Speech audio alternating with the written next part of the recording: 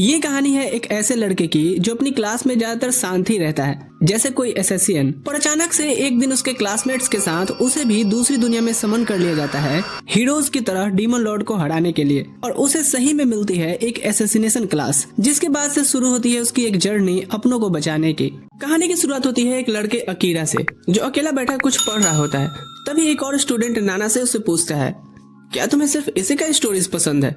वो कहता है, मैं जो मिले वो पढ़ लेता हूँ, फ्री के बैल के दांत नहीं गिनता। तभी वो सुनता है कुछ लड़कियों को बात करते हुए, हमें तो पता भी नहीं चलता है कि हमारे क्लास में भी है। तभी अचानक से उनके ऊपर एक पोर्टल खुल जाता है और सब टैब हो जाते हैं। नहीं, एक अजीब जगह टेलीपोर्ट हो जाते हैं। वहाँ एक आदमी कुकुम्बर बताता है कि राजा उनसे बात करेगा।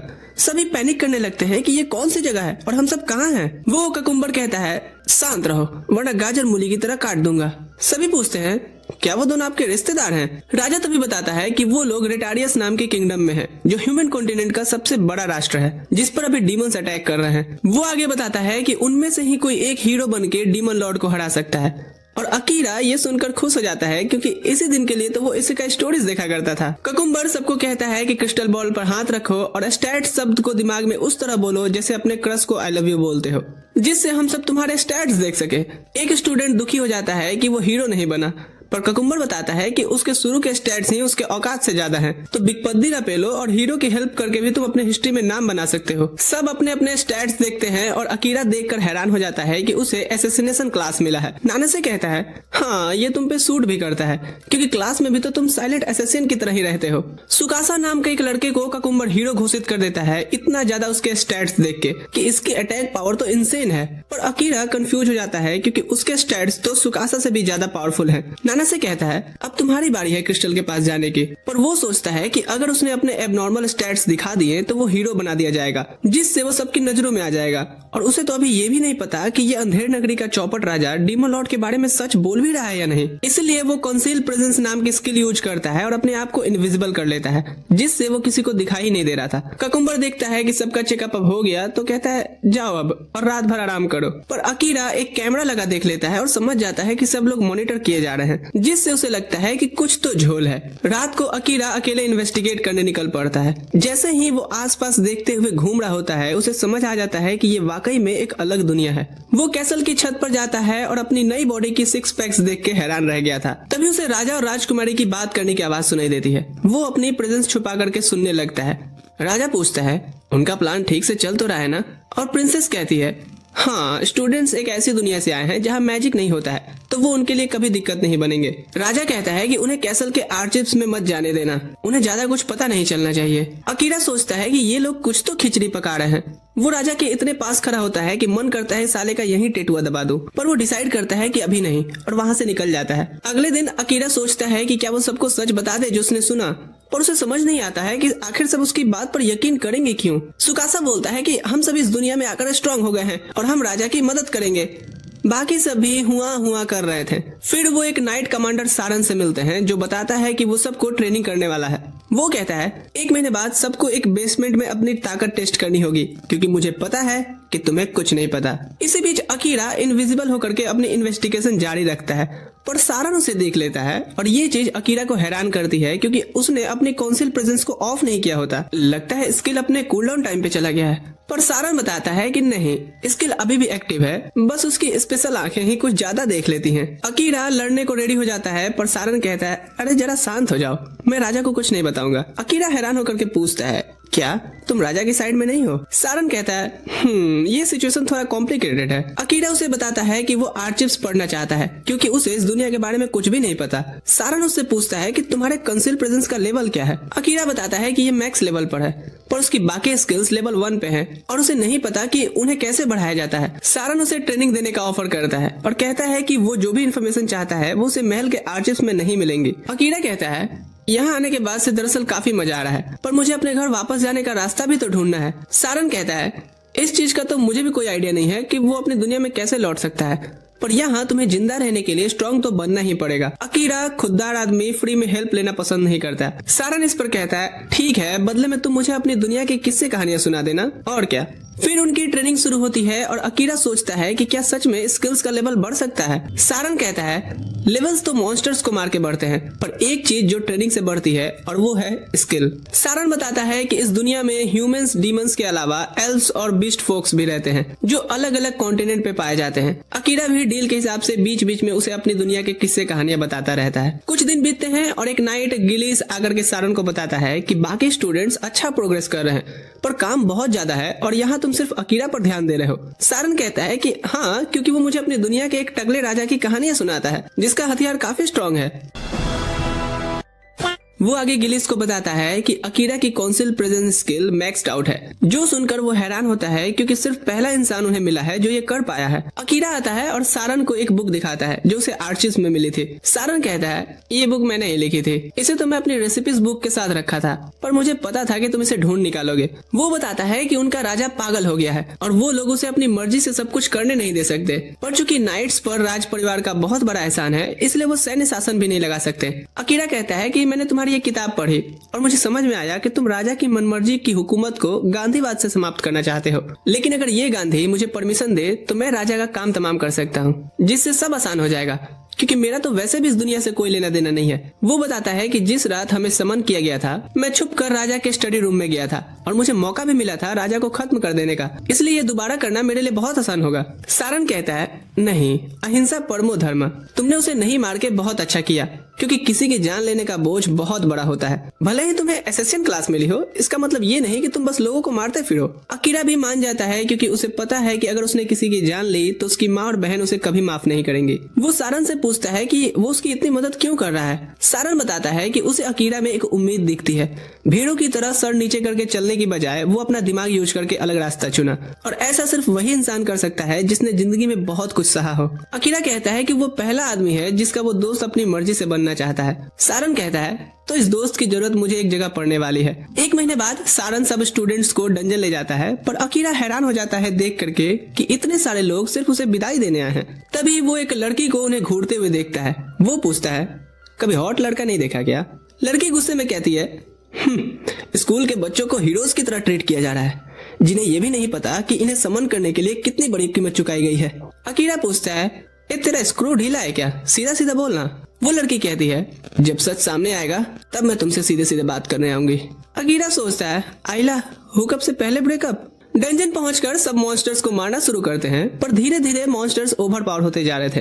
अकीरा रिट्रीट करने को कहता है और सारन यही सही समझता है। वो अपने डिवाइन स्वॉर्ड से रास्ता साफ करता है और सब लोग भागते हैं, पर सामने एक और मॉन्स्टर ग्रुप आ गया था। सुकासा याद करता है कि उसे एक स्मोक ग्रेनेड दिया गया था जो मॉन्स्टर्स को दूर करेगा, पर जैसे ही वो धुआं छोड़ता है वो हैरान हो जाता है कि मॉन्स्टर्स और ज्यादा पावरफुल हो गए हैं। तभी गिलीस और अकीरा पहुंचते हैं और गिलीस खुद हैरान हो जाता है देख करके कि एक मॉन्स्टर स्टूडेंट्स पर अटैक करने वाला है। तभी अकीरा सीधा उस मॉन्स्टर की तरफ दौड़ पड़ता है। वो उसके अटैक को डॉज करता है और उसकी गर्दन में स्वॉर्ड घुसाने की कोशिश करता है, पर उसकी तलवार वहीं टूट जाती है उस मॉन्स्टर की स्किन सख्त होने पे। सुकासा अकीरा की मदद को आता है, पर अकीरा उसे रोकता है ये कहते हुए कि तुम्हारा खुद हाथ चोटिल है। सुकासा रोता शकल बना के कहता है कि हीरो होने के नाते सबको बचाने की जिम्मेदारी मेरी होनी चाहिए थी, पर अकीरा कहता है कि हम अपना ख्याल रख सकते हैं। पर सुकासा अपना आपा खोना शुरू कर देता है क्योंकि उसे लगता है कि वो हीरो के नाम पर कलंक है। अकीरा एक लड़की को कहता है, जाओ इसका ले जाके स्ट्रेस दूर करो, तब तक मैं इस छुछुंदर को उसके स्ट्रेस के साथ मिटाता हूँ। लगता है मुझे अपनी सीक्रेट स्किल का यूज करना पड़ेगा।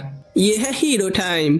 तभी सारन कहता है, ओ बेंटन के मरीज, मेरी सिग्नल का इंतजार कर। सारन का शरीर चमकने लगता है और वो उस मॉन्स्टर पर लाइटनिंग स्ट्राइक मारता है। देन अकीरा अपना शैडो मैजिक एक्टिवेट करता है, अपने शैडो स्पाइक से उसे जख्मी करता है और धीरे धीरे उसे डार्कनेस में खींच लेता है, जिससे उस मॉन्स्टर का मुंडी अलग हो गया था। पर अकीरा एक्सेस यूज से अपना कंट्रोल खोना शुरू कर देता है, जिस पर सारन उसे तुरंत अपनी मैजिक से शांत करता है। वापस कैसल पहुंचने के बाद सारन अकीरा का शुक्रिया करता है कि सब उसकी वजह से बच पाए हैं, पर अकीरा कहता है, नहीं, तुमने ही मेरे मैजिक को बेकाबू होने से रोका, वरना ये सबके लिए खतरनाक हो सकता था। सारन कहता है कि ये जो भी मैजिक तुमने यूज किया वो तुम्हारे शरीर पर बहुत बोझ डालती है, इसलिए उसे कम ही यूज करना। सारन उसे एक कटाना देता है जो पहले हीरो ने बनवाई थी।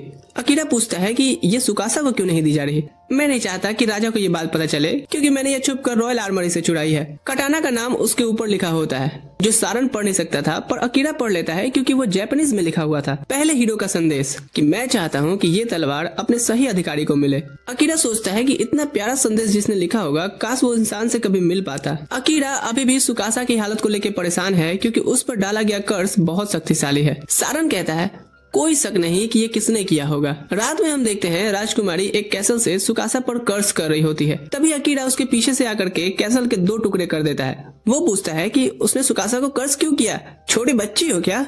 पर राजकुमारी कुछ नहीं बताती। अकीरा के जाते ही वो एक अलमारी खोलती है जिसमें बहुत सारे क्रिस्टल पड़े होते हैं, जिनसे वो अब बाकी स्टूडेंट्स को कर्ज करने वाली होती है। बाद में अकीरा सारन को बताता है कि उसका शक सही था, ये उसी का काम है। सारन पूछता है कि क्या अकीरा ने अपनी शकल राजकुमारी को दिखा दी? अकीरा कहता है हाँ, तो क्या मुझे बैटमैन बन के जाना चाहिए था? मैंने उसे इन्फॉर्मेशन निकालने की कोशिश की पर उसने कोई सीधा जवाब नहीं दिया। सारन कहता है कि राजकुमारी तो सिर्फ राजा की कठपुतली है और कहता है कि अकीरा आज रात कैसल में नहीं रुक सकता क्योंकि राजकुमारी अब हीरो के अलावा सारे स्टूडेंट्स को भी कर्ज करेगी, पर तुम्हें नहीं कर सकती क्योंकि तुमने उस क्रिस्टल पर अपना हाथ नहीं रखा था, तो इसलिए वो तुम्हें एलिमिनेट करवाने की कोशिश करेगी। अकीरा कहता है ए शांति स्तूप, मैंने इतनी बड़ी गलती की है तो मुझे डांट क्यों नहीं रहा? सारन कहता है बच्चे गलती करते ही हैं और बड़े उन्हें संभालने के लिए होते हैं। काश मेरी दुनिया के भी बड़े लोग तुम्हारे जितना समझदार होते।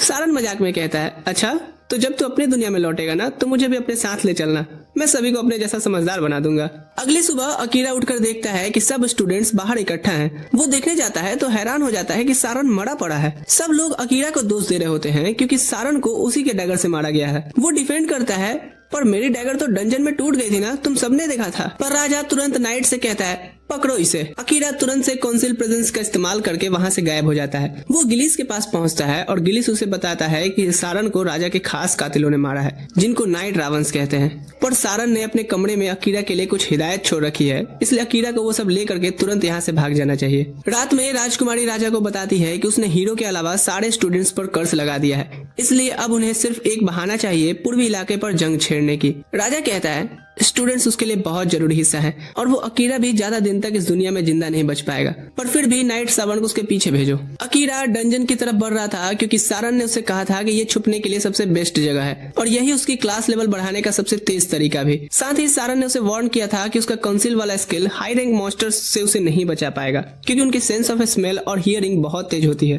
पर अगर अकीरा अपना एसेसिनेशन स्किल लेवल अप कर ले तो वो अपनी खुशबू, कदमों की आहट और शरीर का सिग्नेचर तक छुपा सकता है। उसे याद आता है कि सारन ने कहा था कि उसे अभी बहुत लंबा रास्ता तय करना है, लेकिन यकीन मानो ये संघर्ष वाला सफर उसके लिए अच्छे अच्छे बदलाव लेकर के आएगा और जब उसकी क्लास लेवल 100 तक हो जाएगी तब एक स्पेशल स्किल अनलॉक होगा। सारन उसे हर 10th फ्लोर पर बॉस के होने की हिदायत दी है। जब अकीरा पहली बॉस रूम में जाता है तो उसे एक किमेरा दिखाई देती है जो तुरंत उस पर हमला कर दी थी। अकीरा उसके पंजों से बच जाता है पर किमेरा की पूंछ जहरीली अटैक छोड़ देती है जिससे अकीरा गिर पड़ा था। किमेरा उसे दूर फेंक देती है। अकीरा सोचता है कि अगर वो यहाँ मर गया तो सारन का बदला कैसे लेगा, इसीलिए वो अपना शैडो मैजिक एक्टिवेट करता है जो किमेरा को टुकड़ों में फाड़ देता है। अकीरा खुद क्रिटिकल कंडीशन में होता है तो उसका शैडो मैजिक अपने आप रिकवरी मोड में चला जाता है और उसे हील करने लगा था। उधर सुकासा डिसाइड करता है कि उन्हें डीमन लॉर्ड से लड़ने जाना चाहिए, पर बाकी स्टूडेंट्स मना कर देते हैं क्योंकि वो अभी डिस्परेशन में है। उन्हें भी लगता है कि अकीरा ने सारन को मारा है। सुकासा समझ जाता है कि सब प्रिंसेस के कर्ज के अंडर है जैसा गिलिस ने बताया था। फिर वो अकेला ही जाने का फैसला करता है, पर अचानक से स्टूडेंट्स उसके साथ चल पड़ते हैं। शहर के बाहर निकल सुकासा पूछता है कि सब उसके साथ क्यों आए। तब यूकी कहती है कि अब उन पर राजकुमारी का कर्ज काम नहीं कर रहा। असाही बताता है कि शायद ये मैंने किया क्योंकि मुझे याद आ रहा है कि मैं किसी अजीब कमरे में कुछ क्रिस्टल तोड़े थे। हमें पता चलता है कि गिलिस ने अपनी मैनिपुलेशन स्किल से असाही को कंट्रोल किया क्योंकि सारन का यही अंतिम आदेश था। असाही सोचता है कि उन्हें अब अकीरा को ढूंढना होगा क्योंकि वो निर्दोष है। उधर अकीरा एक सपना देखता है उस वक्त का जब असाही से उसकी पहली मुलाकात हुई थी। अकीरा एक जॉब कर रहा होता है और उसे कहता है कि इस बात को कभी स्कूल में किसी से न बताए क्योंकि वो नहीं चाहता कि उसकी बहन को पता चले कि वो काम भी करता है। फिर वो दोनों अपनी बहनों की फोटो देखते हैं जो एक दूसरे की दोस्त होती है। अकीरा जागता है तो हैरान होता है कि उसके जख्म पूरी तरह से ठीक हो चुके हैं। वो अपना स्टैट्स खोलता है और देखता है कि उसके स्टैट्स बढ़ गए हैं। वो हैरान होता है देख करके कि उसका शैडो मैजिक 2 लेवल बढ़ गया है जबकि उसने तो सिर्फ अभी एक ही बार यूज किया था। उसे लगता है कि इसलिए अब उसे उसका कंट्रोल आसान लग रहा है। आगे बढ़ते हुए अकीरा एक स्लाइम से टकराता है। जब वो स्लाइम को काट कर रख देता है तो उसके अंदर से एक एल्फ लड़की एमेलिया निकलती है। अकीरा उस पर वर्ल्ड आई स्किल यूज करके इन्फॉर्मेशन लेना चाहता है पर उसे इतनी ज्यादा चीजें दिखने लगती हैं कि वो तुरंत स्किल कैंसिल कर देता है। उसे लगता है कि ये स्किल बहुत खतरनाक होगी। तभी एमेलिया होश में आती है और कहती है वो ठीक है, पर अकीरा को पता है कि उसका एचपी बहुत कम है। वो नोटिस करता है कि अमेलिया के पास भी वर्ल्ड आई स्किल है। जब अमेलिया उसे नाम से बुलाती है तो अकीरा कहता है बिना नाम पूछे किसी को उसके नाम से बुलाना प्राइवेसी का हनन है, जबकि उसे पता होता है कि अमेलिया उसका स्टैट्स देख सकती है। अमेलिया फिर बेहोश हो जाती है और अकीरा समझ जाता है कि उसे बुखार है। वो उसकी देखभाल करता है और कुछ देर बाद वो पेट की आवाज से उठ जाती है। अकीरा उसे खाना देता है और अमेलिया पूछती है कि उसे बीमार लोगों की देखभाल कैसे आती है। अकीरा बताता है कि वो अपनी बीमार माँ का हमेशा ख्याल रखते आया है। तभी वो देखती है कि अकीरा ने पत्थर पर कुछ लिखा है। अकीरा कहता है कि ये फ्लोर नंबर है।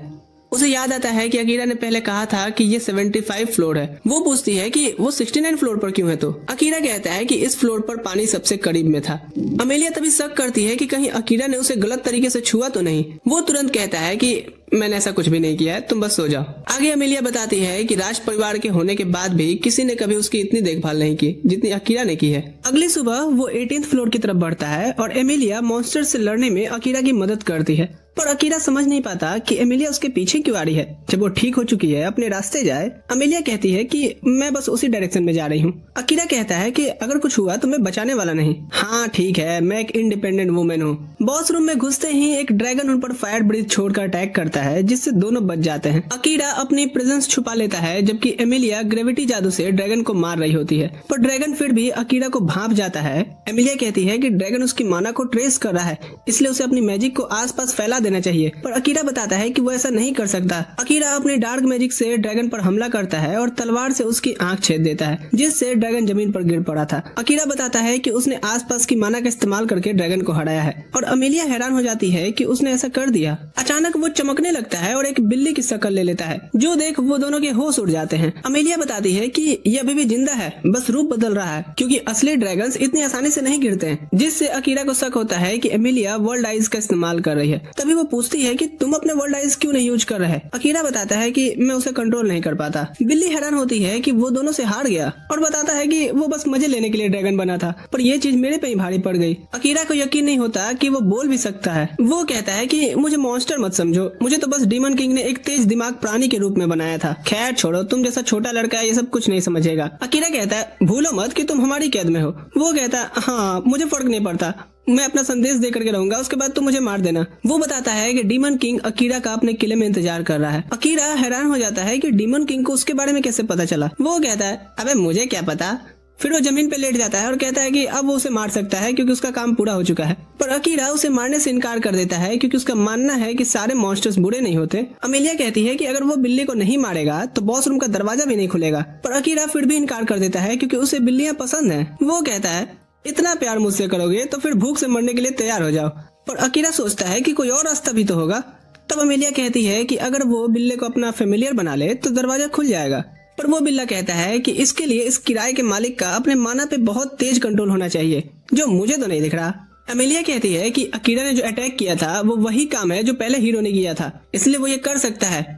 हाँ पर सफल होगा या नहीं वो नहीं पता। अकीरा पूछता है कि अगर वो इस रिचुअल में फेल हुआ तो क्या होगा। बिल्ला कहता है तो दोनों की जान जा सकती है। पर अकीरा बिना सोचे समझे तैयार हो जाता है। अमेलिया समझ नहीं पाती कि वो एक बिल्ले के लिए चीजें इतनी मुश्किल क्यों बना रहा है, जबकि वो उसे आसानी से मार के काम खत्म कर सकता है। पर अकीरा कहता है कि वो अब फैसला कर चुका है। अमेलिया बताती है कि शुरू करने से पहले अकीरा को बिल्ले का एक नाम रखना होगा, तो अकीरा उसका नाम योरू रखता है। अब वो अपनी माना योरू पे यूज करने लगता है, पर अचानक अपने आप को योरू के मन के अंदर पाता है, जहाँ वो देखता है कि योरू एक गांव तबाह कर रहा है। अकीरा उसे रोकने की कोशिश करता है, पर योरू उसे लाइटनिंग से उड़ा देता है, ये कहते हुए कि अगर वो उसे नहीं मारेगा तो उसकी आत्मा हमेशा यहीं कैद रहेगी। योरू उसे खरोच मारता है और इधर अकीरा के असली शरीर से भी खून बहने लगा था, जो देख अमेलिया घबरा गई थी। अकीरा चाकू फेंक कर एक्शन में आता है तो योरू सोचता है कि आखिरकार फाइनली ये लड़ने के मूड में आ गया। योरू रूप बदलने लगता है, पर अकीरा जानबूझकर उसके पंजे से टकराता है और कहता है कि मैं तुम्हें नहीं मारूंगा और मुझे पता है कि तुम भी मुझे नहीं मारना चाहते। योरू कहता है कि तुम गलत हो, मॉन्स्टर्स की फितरत ही होती है दूसरी जातियों को चोट पहुंचाना। अकीरा कहता है पर मैं जानता हूँ तुम इस जिंदगी से थक चुके हो। सुनो, मैं तुम्हारा ख्याल रखूंगा और तुम्हें किसी को नुकसान भी नहीं पहुंचाने दूंगा।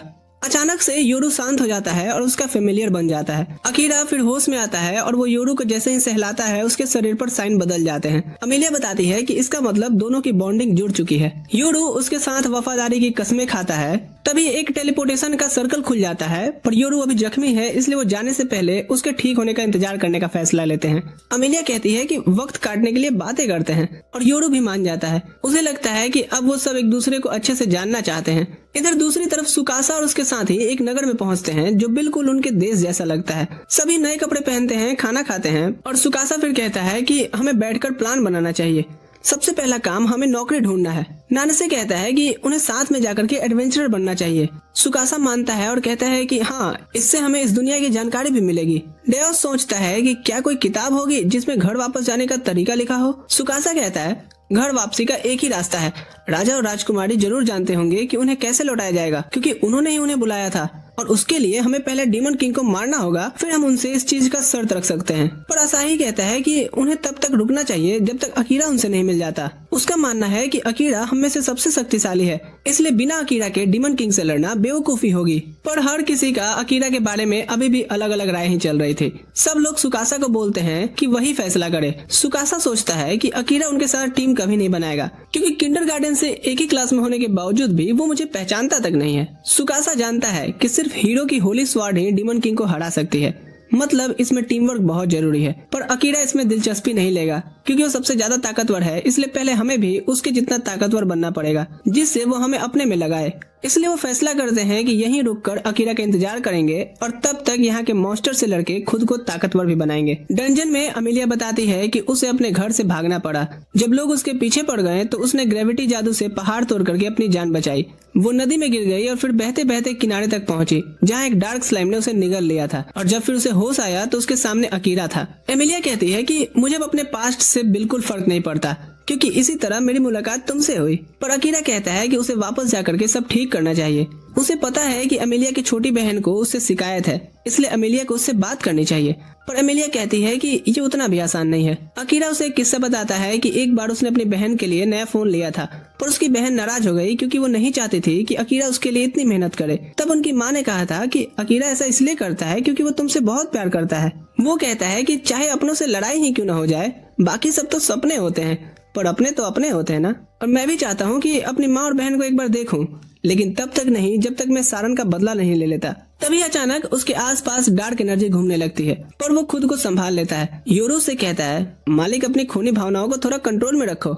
दोनों बताते हैं कि हम सारन के बारे में सुन चुके हैं। अकीरा हाथ में दस्ताने पहनकर योरू से खेलने लगता है ताकि उसका मूड थोड़ा हल्का हो सके, पर योरू उसे डांट देता है कि मालिक ये सब प्यार व्यार बाद में करना, पहले यहाँ से निकलने का सोचो, क्योंकि हम में से अगर एक भी कोई मरा ना तो दोनों मर जाएंगे। साथ ही वो बताता है कि दोनों एक दूसरे से कितने भी दूर हो पर फिर भी बात कर सकते हैं, क्योंकि उनकी आत्माएं अब जुड़ गई हैं। अमेलिया ये सुनकर जलन महसूस करती है। अकीरा कहता है कि इस चीज में तुम कुछ नहीं कर सकती, क्योंकि योरू मेरा फेमिलियर है। जैसे ही वो निकलने के लिए सर्किल में घुसने की तैयारी करते हैं, अमेलिया कहती है कि मैंने सुना है कि ये सर्किल उन्हें उस जगह ले जाता है जहां तुम में से कोई एक जाना चाहता हो। पर अमेलिया को अब कहीं जाने से फर्क नहीं पड़ता जब तक अकीरा उसके साथ है। अकीरा सोचता है कि क्या यह सर्किल उसे उसके असली दुनिया में वापस भेज सकती है, पर तुरंत से इस विचार को टाल देता है क्योंकि अभी घर लौटने का सही वक्त नहीं आया है। सर्किल उन्हें एल्फों के देश में पहुंचा देता है, जिससे अमेलिया के होश उड़ गए थे। तभी एक एल्फ उस पर तीर चला देता है। अकीरा तुरंत एमिलिया को बचा लेता है और पल भर में उस एल्फ के सामने खड़ा हो जाता है। अगर तूने तीर चलाना बंद नहीं किया तो तेरा टेटुआ दबा दूंगा। वो एल्फ कहता है कि अमेलिया का अब यहाँ कोई अधिकार नहीं है, इसलिए वो चली जाए यहाँ से। अकीरा उसे बेहोश कर कहता है, बहुत बोलता है साला। अचानक वो सभी चारों तरफ से घेर लिए जाते हैं। अमेलिया की बहन रोज सामने से आती है और कहती है कि वो अपनी बहन एमिलिया से उस पाप का बदला लेगी जो उसने किया। फिर एक यादे दास्तान में हम देखते हैं, एक दिन अमेलिया घूमने निकली थी और रोज को सैनिकों के साथ तलवार चलाते देखकर इम्प्रेस होती है। रोज ने तुरंत उस सोल्जर को हरा दिया था, पर उसकी सेवा में लगी नौकरानियां याद दिलाती हैं कि असल में तो आपकी बहन अमेलिया ही लीडर बनने वाली है। तभी रोज का फियोंसे लियाम उससे सगाई तोड़ने की बात करता है। रोज कहती है, ये इसलिए है ना क्योंकि अमेलिया विपत्ति की संतान है, और अमेलिया पर अचानक भयानक अपराध का आरोप लग जाता है। प्रेजेंट में अकीरा सोचता है कि अमेलिया ने आखिर ऐसा क्या किया था। रोज बताती है कि अमेलिया ने उसे जहर दिया था, पर अमेलिया कसम खाकर कहती है कि मुझे लगा कि तुम जहर दे रही हो। रोज अकीरा से कहती है, अमेलिया को मेरे हवाले कर दो, और अपने मैजिक से अकीरा को कंट्रोल करने की कोशिश करती है। अमेलिया गुस्से में अपनी बहन को बोलती है कि अपना मैजिक हटाओ ताकि अकीरा खुद फैसला कर सके। रोज हैरान होती है कि पहली बार अमेलिया उस पर ऐसे चिल्ला रही है। अकीरा कहता है, चिंता मत करो, ये मेरे पे काम नहीं करेगा। हाँ तो मैं कहाँ था? योरू कहता है कि ये पावर खुद से पावरफुल लोगों पर काम नहीं करता। रोज को यकीन नहीं होता कि अकीरा उससे ज्यादा ताकतवर है, पर अकीरा कहता है कि अमेलिया पर जो झूठे आरोप लगाए गए हैं उन्हें अब मुझे दूर करना होगा, क्योंकि मैं जानता हूँ कि ये झूठ नहीं बोलती। रोज अपने सैनिकों से अकीरा को मारने का आदेश देती है। अकीरा लड़ने को तैयार हो जाता है, तभी एल्फों के राजा आकर के सबको रुकने बोलता है। रोज हैरान होती है कि वो यहाँ कैसे, क्योंकि आपको तो देश के बाहर होना चाहिए था। राजा पूछता है कि क्या हो रहा है ये सब। और सारे एल्फ एक के बाद एक बताने लगते हैं कि अमेलिया ने पाप किया है। राजा कहता है, ए चुप, क्या पाप पाप लगा रखा है। तभी वो नोटिस करता है कि सभी पे रोज की चार्म मैजिक लगी हुई है। वो रोज को आदेश देता है कि सब पर से अपना जादू हटाए। फिर वो अमेलिया से माफी मांग करके सब ठीक करने का प्रॉमिस करता है और अकीरा से कहता है कि तुम लड़के उल्टे पैर लौट जाओ। अमेलिया बताती है कि अकीरा ने ही उसे बचाया है, पर राजा कहता है, हाँ तो उससे क्या, दूसरी जातियों का यहाँ आना मना है। अमेलिया कहती है, फिर मैं भी आपके साथ नहीं आना चाहती। राजा कहता है, ये तुम क्या कह रही हो, तुम्हें ही गद्दी को संभालना है। अकीरा कहता है, इसे फोर्स नहीं कीजिए, ये अपने फैसले खुद करेगी। और वो राजा को खुलेआम इसके लिए चैलेंज कर देता है। राजा देख लेता है कि अकीरा में वो कला है जो लियाम को हरा सकती है, तो वो अकीरा को मुकाबले की चुनौती देता है और जो जीतेगा वही फैसला करेगा। राजा अपने तरफ से रोज को लड़ने भेजता है और कहता है कि ये मुकाबला होली ट्री के सामने होगा।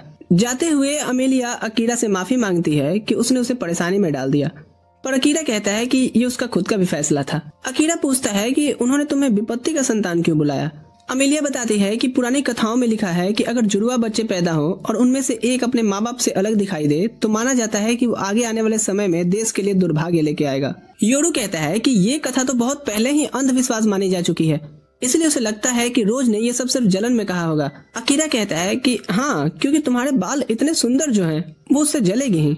वो लोग होली ट्री तक पहुंच जाते हैं। अकीरा फैसला करता है कि वो अपनी इनविजिबल पावर नहीं यूज करेगा ताकि सब देख सकें कि वो कैसे जीता, पर अमेलिया उसे चेतावनी देती है कि रोज एल्फों में सबसे तेज तलवारबाज है। अकीरा हैरान होता है कि इतना कुछ होने के बाद भी तुम अपनी बहन की साइड ले रही हो। अमेलिया कहती है कि हम पहले बहुत क्लोज हुआ करते थे और अब भी वो उसे अपनी प्यारी छोटी बहन ही मानती है। मुकाबले की तैयारी होती है और रोज यकीन नहीं कर पा रही थी कि अकीरा अपनी तलवार ही नहीं निकाल रहा। अकीरा उसे टीज करता है कि मैं तुम्हें कहीं गलती से न मार दूं इसलिए तलवार नहीं खींच रहा। राजा कहता है, फाइट। रोज बिजली की रफ्तार से हमला करती है, पर अकीरा आसानी से उसकी तलवार से बचकर उसे पीछे धकेल देता है। रोज सोचती है कि अकीरा उसका मजाक उड़ा रहा है, इसलिए वो अपनी तलवार में हवा का जादू भरकर तेज धमाका करते हुए उस पर हमला करती है, पर अकीरा फिर बच निकला था। वो पास आकर के रोज को लंगड़ी मारकर पूछता है, क्या अब उसका गुस्सा ठंडा हुआ। वो बताता है कि अमेलिया उसकी कितनी तारीफ करती है और चाहता है कि कोई अगर चीज उसे परेशान कर रही है तो दोनों बहनें बैठकर उस पर बात करें, पर रोज कहती है कि अमेलिया ने उससे सब कुछ छीन लिया। लगातार ये कहते हुए वो हमला कर रही थी, पर तभी उसका कंट्रोल अपने मैजिक पर से ही छूटने लगता है। अकीरा तुरंत योरू से अमेलिया को प्रोटेक्ट करने को कहता है। यहाँ हम एक पास्ट में देखते हैं कि छोटी रोज अमेलिया के सुंदर बालों को एडमायर करती है, पर जब उसे पता चलता है कि अमेलिया का क्लास एक लेजेंडरी स्पिरिट मीडियम है, तब सारा अटेंशन अमेलिया को मिलने लगता है। रोज कहने लगती है कि वो सब उसे वापस चाहिए जो उसका था। अमेलिया उसे अब रुक जाने को बोलती है। तभी लियाम अमेलिया को कोई मैजिकल आइटम देता है जिसका इस्तेमाल कर पूरी जगह को वो शुद्ध कर देती है। इससे सारे सैनिक से रोज का जादू हट गया था। रोज समझ लेती है कि अब सब कुछ खत्म हो गया है, इसलिए वो अब अपना अंतिम हमला तैयार करती है। अकीरा देख लेता है कि अगर वो बचने की कोशिश करेगा इससे तो पीछे खड़े लोग मर जाएंगे, इसीलिए वो अपना डार्क मैजिक यूज करता है जो रोज की मैजिक को निगलने लगता है। पर जैसे ही वो जादू रोज को भी लपेटने वाला होता है, अकीरा उसे वापस खींच लेता है और वो उसके शरीर में फिर से समा जाता है। रोज हार मानने से इनकार करती है, पर अकीरा उसका अटैक ब्लॉक कर उसे दूर उड़ा देता है। रोज सोचती है कि अमेलिया और लियाम उसका मजाक उड़ाने आए हैं क्योंकि उन्होंने उसका जादू पल भर में तोड़ दिया, पर अमेलिया कहती है कि लियाम कभी उसके जादू में था ही नहीं। रोज यकीन नहीं करती और रो रो कर कहती है कि ठीक है, मैं हार गई, वो चाहे तो कोई भी सजा दे दे। तभी राजा बोल उठता है कि सारी गलती मेरी थी। वो बताता है कि अमेलिया ने उससे कुछ नहीं छीना, बल्कि वो खुद रोज की यादें मिटा करके उसे बचाने की कोशिश कर रहा था। राजा उसकी यादें वापस करता है। यादों में हम देखते हैं कि रोज अपने से तलवारबाज बनने का वादा करती है और डंजन में ट्रेनिंग करने जाती है, जहां उसे एक मिस्टीरियस लड़की ऑर्ब देती है, ये कहते हुए कि ये मॉन्स्टर को खत्म करेगा। वो सोचती है कि मॉन्स्टर्स को हरा के जल्दी ताकत पालूंगी, पर इससे मॉन्स्टर्स और भी ज्यादा हो जाते हैं। रोज भाग करके बाहर निकलती है, पर मॉन्स्टर्स का पीछा कर लेते हैं। वो अपने आप को अब खत्म ही समझती है, पर तभी लियाम और सैनिक आ जाते हैं और एक गॉब्लिन ने लियाम का काम तमाम कर दिया था। राजा बताता है कि लियाम की मौत ने रोज को ऐसा तोड़ दिया कि वो अंधेरे में डूब गई, इसलिए उसकी यादें मिटानी पड़ी, पर अमेलिया ने पुनर्जन्म का जादू बनाया और लियाम बच गया। इसके बाद रोज सबसे अलग होती चली गई क्योंकि सिर्फ वही सच नहीं जानती थी। राजा मानता है कि ये राज छुपाने से उनके बीच एक दीवार बन गई, इसलिए आज का मुकाबला उसकी हिम्मत वापस लाने के लिए रखा गया था। राजा बताता है कि जब लियाम को फिर से जीवित किया गया तो होली ट्री का एक पत्ता उसके शरीर में समा गया, इसलिए रोज का चार्म मैजिक उस पर काम नहीं करता। राजा यहाँ माफी मांगता है कि अमेलिया को दूर भेजना पड़ गया। रोज रोने लगती है कि उसने सबकी चिंता को दया का भाव समझा और अपनी ही बहन को दुश्मन बना लिया। अमेलिया उसे गले लगाकर कहती है कि तुम हमेशा से एक अच्छे इंसान रही हो, तो बुरा क्यों बनना है। इस तरह दोनों बहनें फिर से मिल जाती हैं। उसके बाद सब लोग भोज करते हैं। अकीरा राजा को याद दिलाता है कि मुकाबला मैंने जीता है, इसलिए अमेलिया अब आजाद है और वो जो चाहे वो कर सकती है। राजा पूछता है, हाँ ठीक है, तो अब तुम कहाँ जाओगे?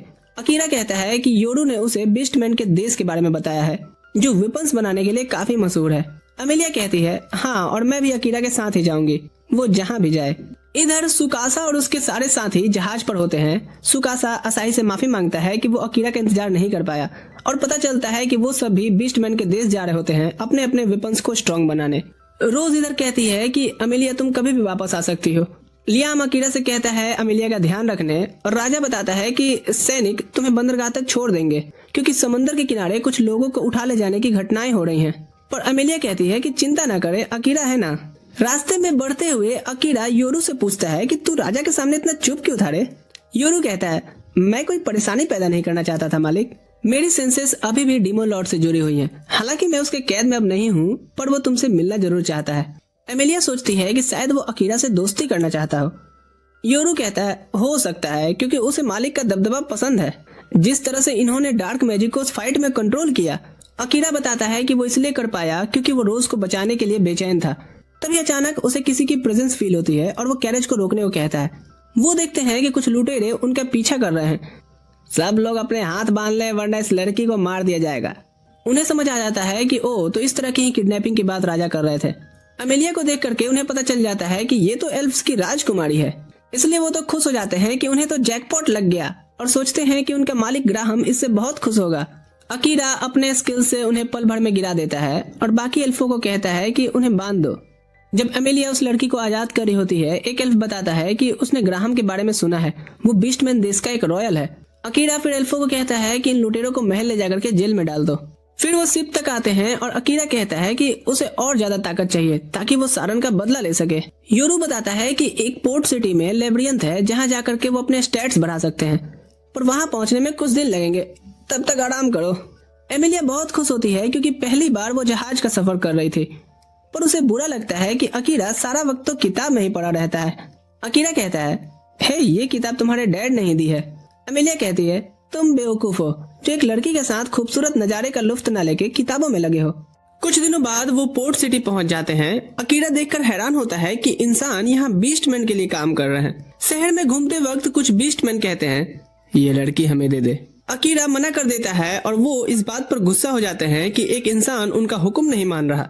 हमला करने जा रहे होते हैं कि अकीरा डार्क मैजिक चलाकर उनकी आंखें चौंका देता है। वो आसानी से उनके बीच से निकल जाता है बिना किसी को हर्ट किए, क्योंकि वो हंगामा नहीं चाहता था। एमिलिया नोटिस करती है कि सभी बीस्टमैन योरू को देखकर डर रहे हैं।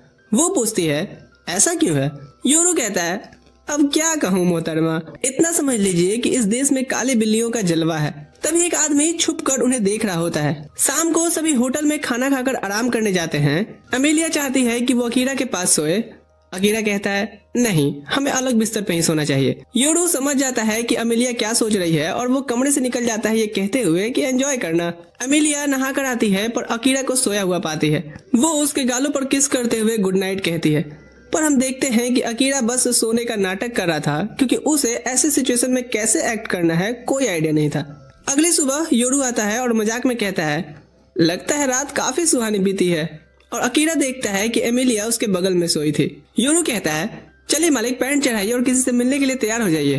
तभी एक ब्लैक स्मिथ क्रो उनसे मिलने आता है, जिसे योरू ने रात में ही बुला लिया था। क्रो कहता है, मेरे पास और कोई चारा नहीं था क्योंकि नाइटमेयर ऑफ एडेलिया ने मुझे जो बुलाया है। योरू कहता है, मैं चाहता हूँ कि मेरे मालिक तुमसे मिले क्योंकि तुम दुनिया के बेस्ट स्मिथ हो। क्रो अकीरा की तलवार देखकर कहता है कि वो ज्यादा इस्तेमाल होने से खराब हो गई है, पर वो ठीक हो सकती है अगर सही इंग्रेडिएंट्स उसे मिल जाए तो। अकीरा वादा करता है कि वो सारी चीजें ला करके देगा और उसके लिए एसेसियन टूल्स भी बनाने को कहता है, पर क्रो कहता है कि अभी तुम इन हथियारों के लायक नहीं हुए हो, तुम में अनुभव की कमी है। एमिलिया कहती है, तुम्हें अकीरा के बारे में कुछ नहीं पता, पर योरू कहता है, मैडम जी शांत हो जाओ। क्रो खुद पिछले हीरो पार्टी का मेंबर रह चुका है, इसलिए उसे बहुत एक्सपीरियंस है। क्रो फिर अकीरा को उसकी इंग्रेडिएंट का लिस्ट देकर के कहता है कि तलवार उसके पास रहेगी जब तक वो ठीक नहीं कर देता। योरू मानता है कि क्रो थोड़ा रूड है, पर वो इस काम के लिए बिल्कुल सही बंदा है। वो अकीरा से कहता है कि ये इंग्रेडिएंट उसे लेब्रियंथ में मॉन्स्टर्स को मार के मिल जाएगी। अमेलिया निकलते हुए कहती है, मुझे क्रो से कुछ बात करनी है। अकीरा योरू को बोलता है उसके साथ जाने और अगर कुछ प्रॉब्लम हुई तो मन की बात से बताए। अमेलिया और योरू को आया देख क्रो पूछता है कि अब उन्हें क्या चाहिए। मुझे पता है, पिछली बार हुई डीमन लॉर्ड से फाइट में सिर्फ तुम और हीरो ही बच पाए थे। क्रो कहता है, ओह तो तुम यहाँ मुझे बचे होने पे डांटने आई हो क्या? पर अमेलिया कहती है, नहीं, वो बेशक ताकतवर योद्धा होगा इसलिए बच पाया। वो क्रो से कहती है कि मुझे लड़ना सिखाए, मैं अकीरा की ताकत बनना चाहती हूँ, बोझ नहीं। पर क्रो कहता है कि वो स्टूडेंट्स अब नहीं बनाता क्योंकि जिसे भी उसने सिखाया वो सब फेल हो गए। अमेलिया वादा करती है कि वो कभी फेल नहीं होगी।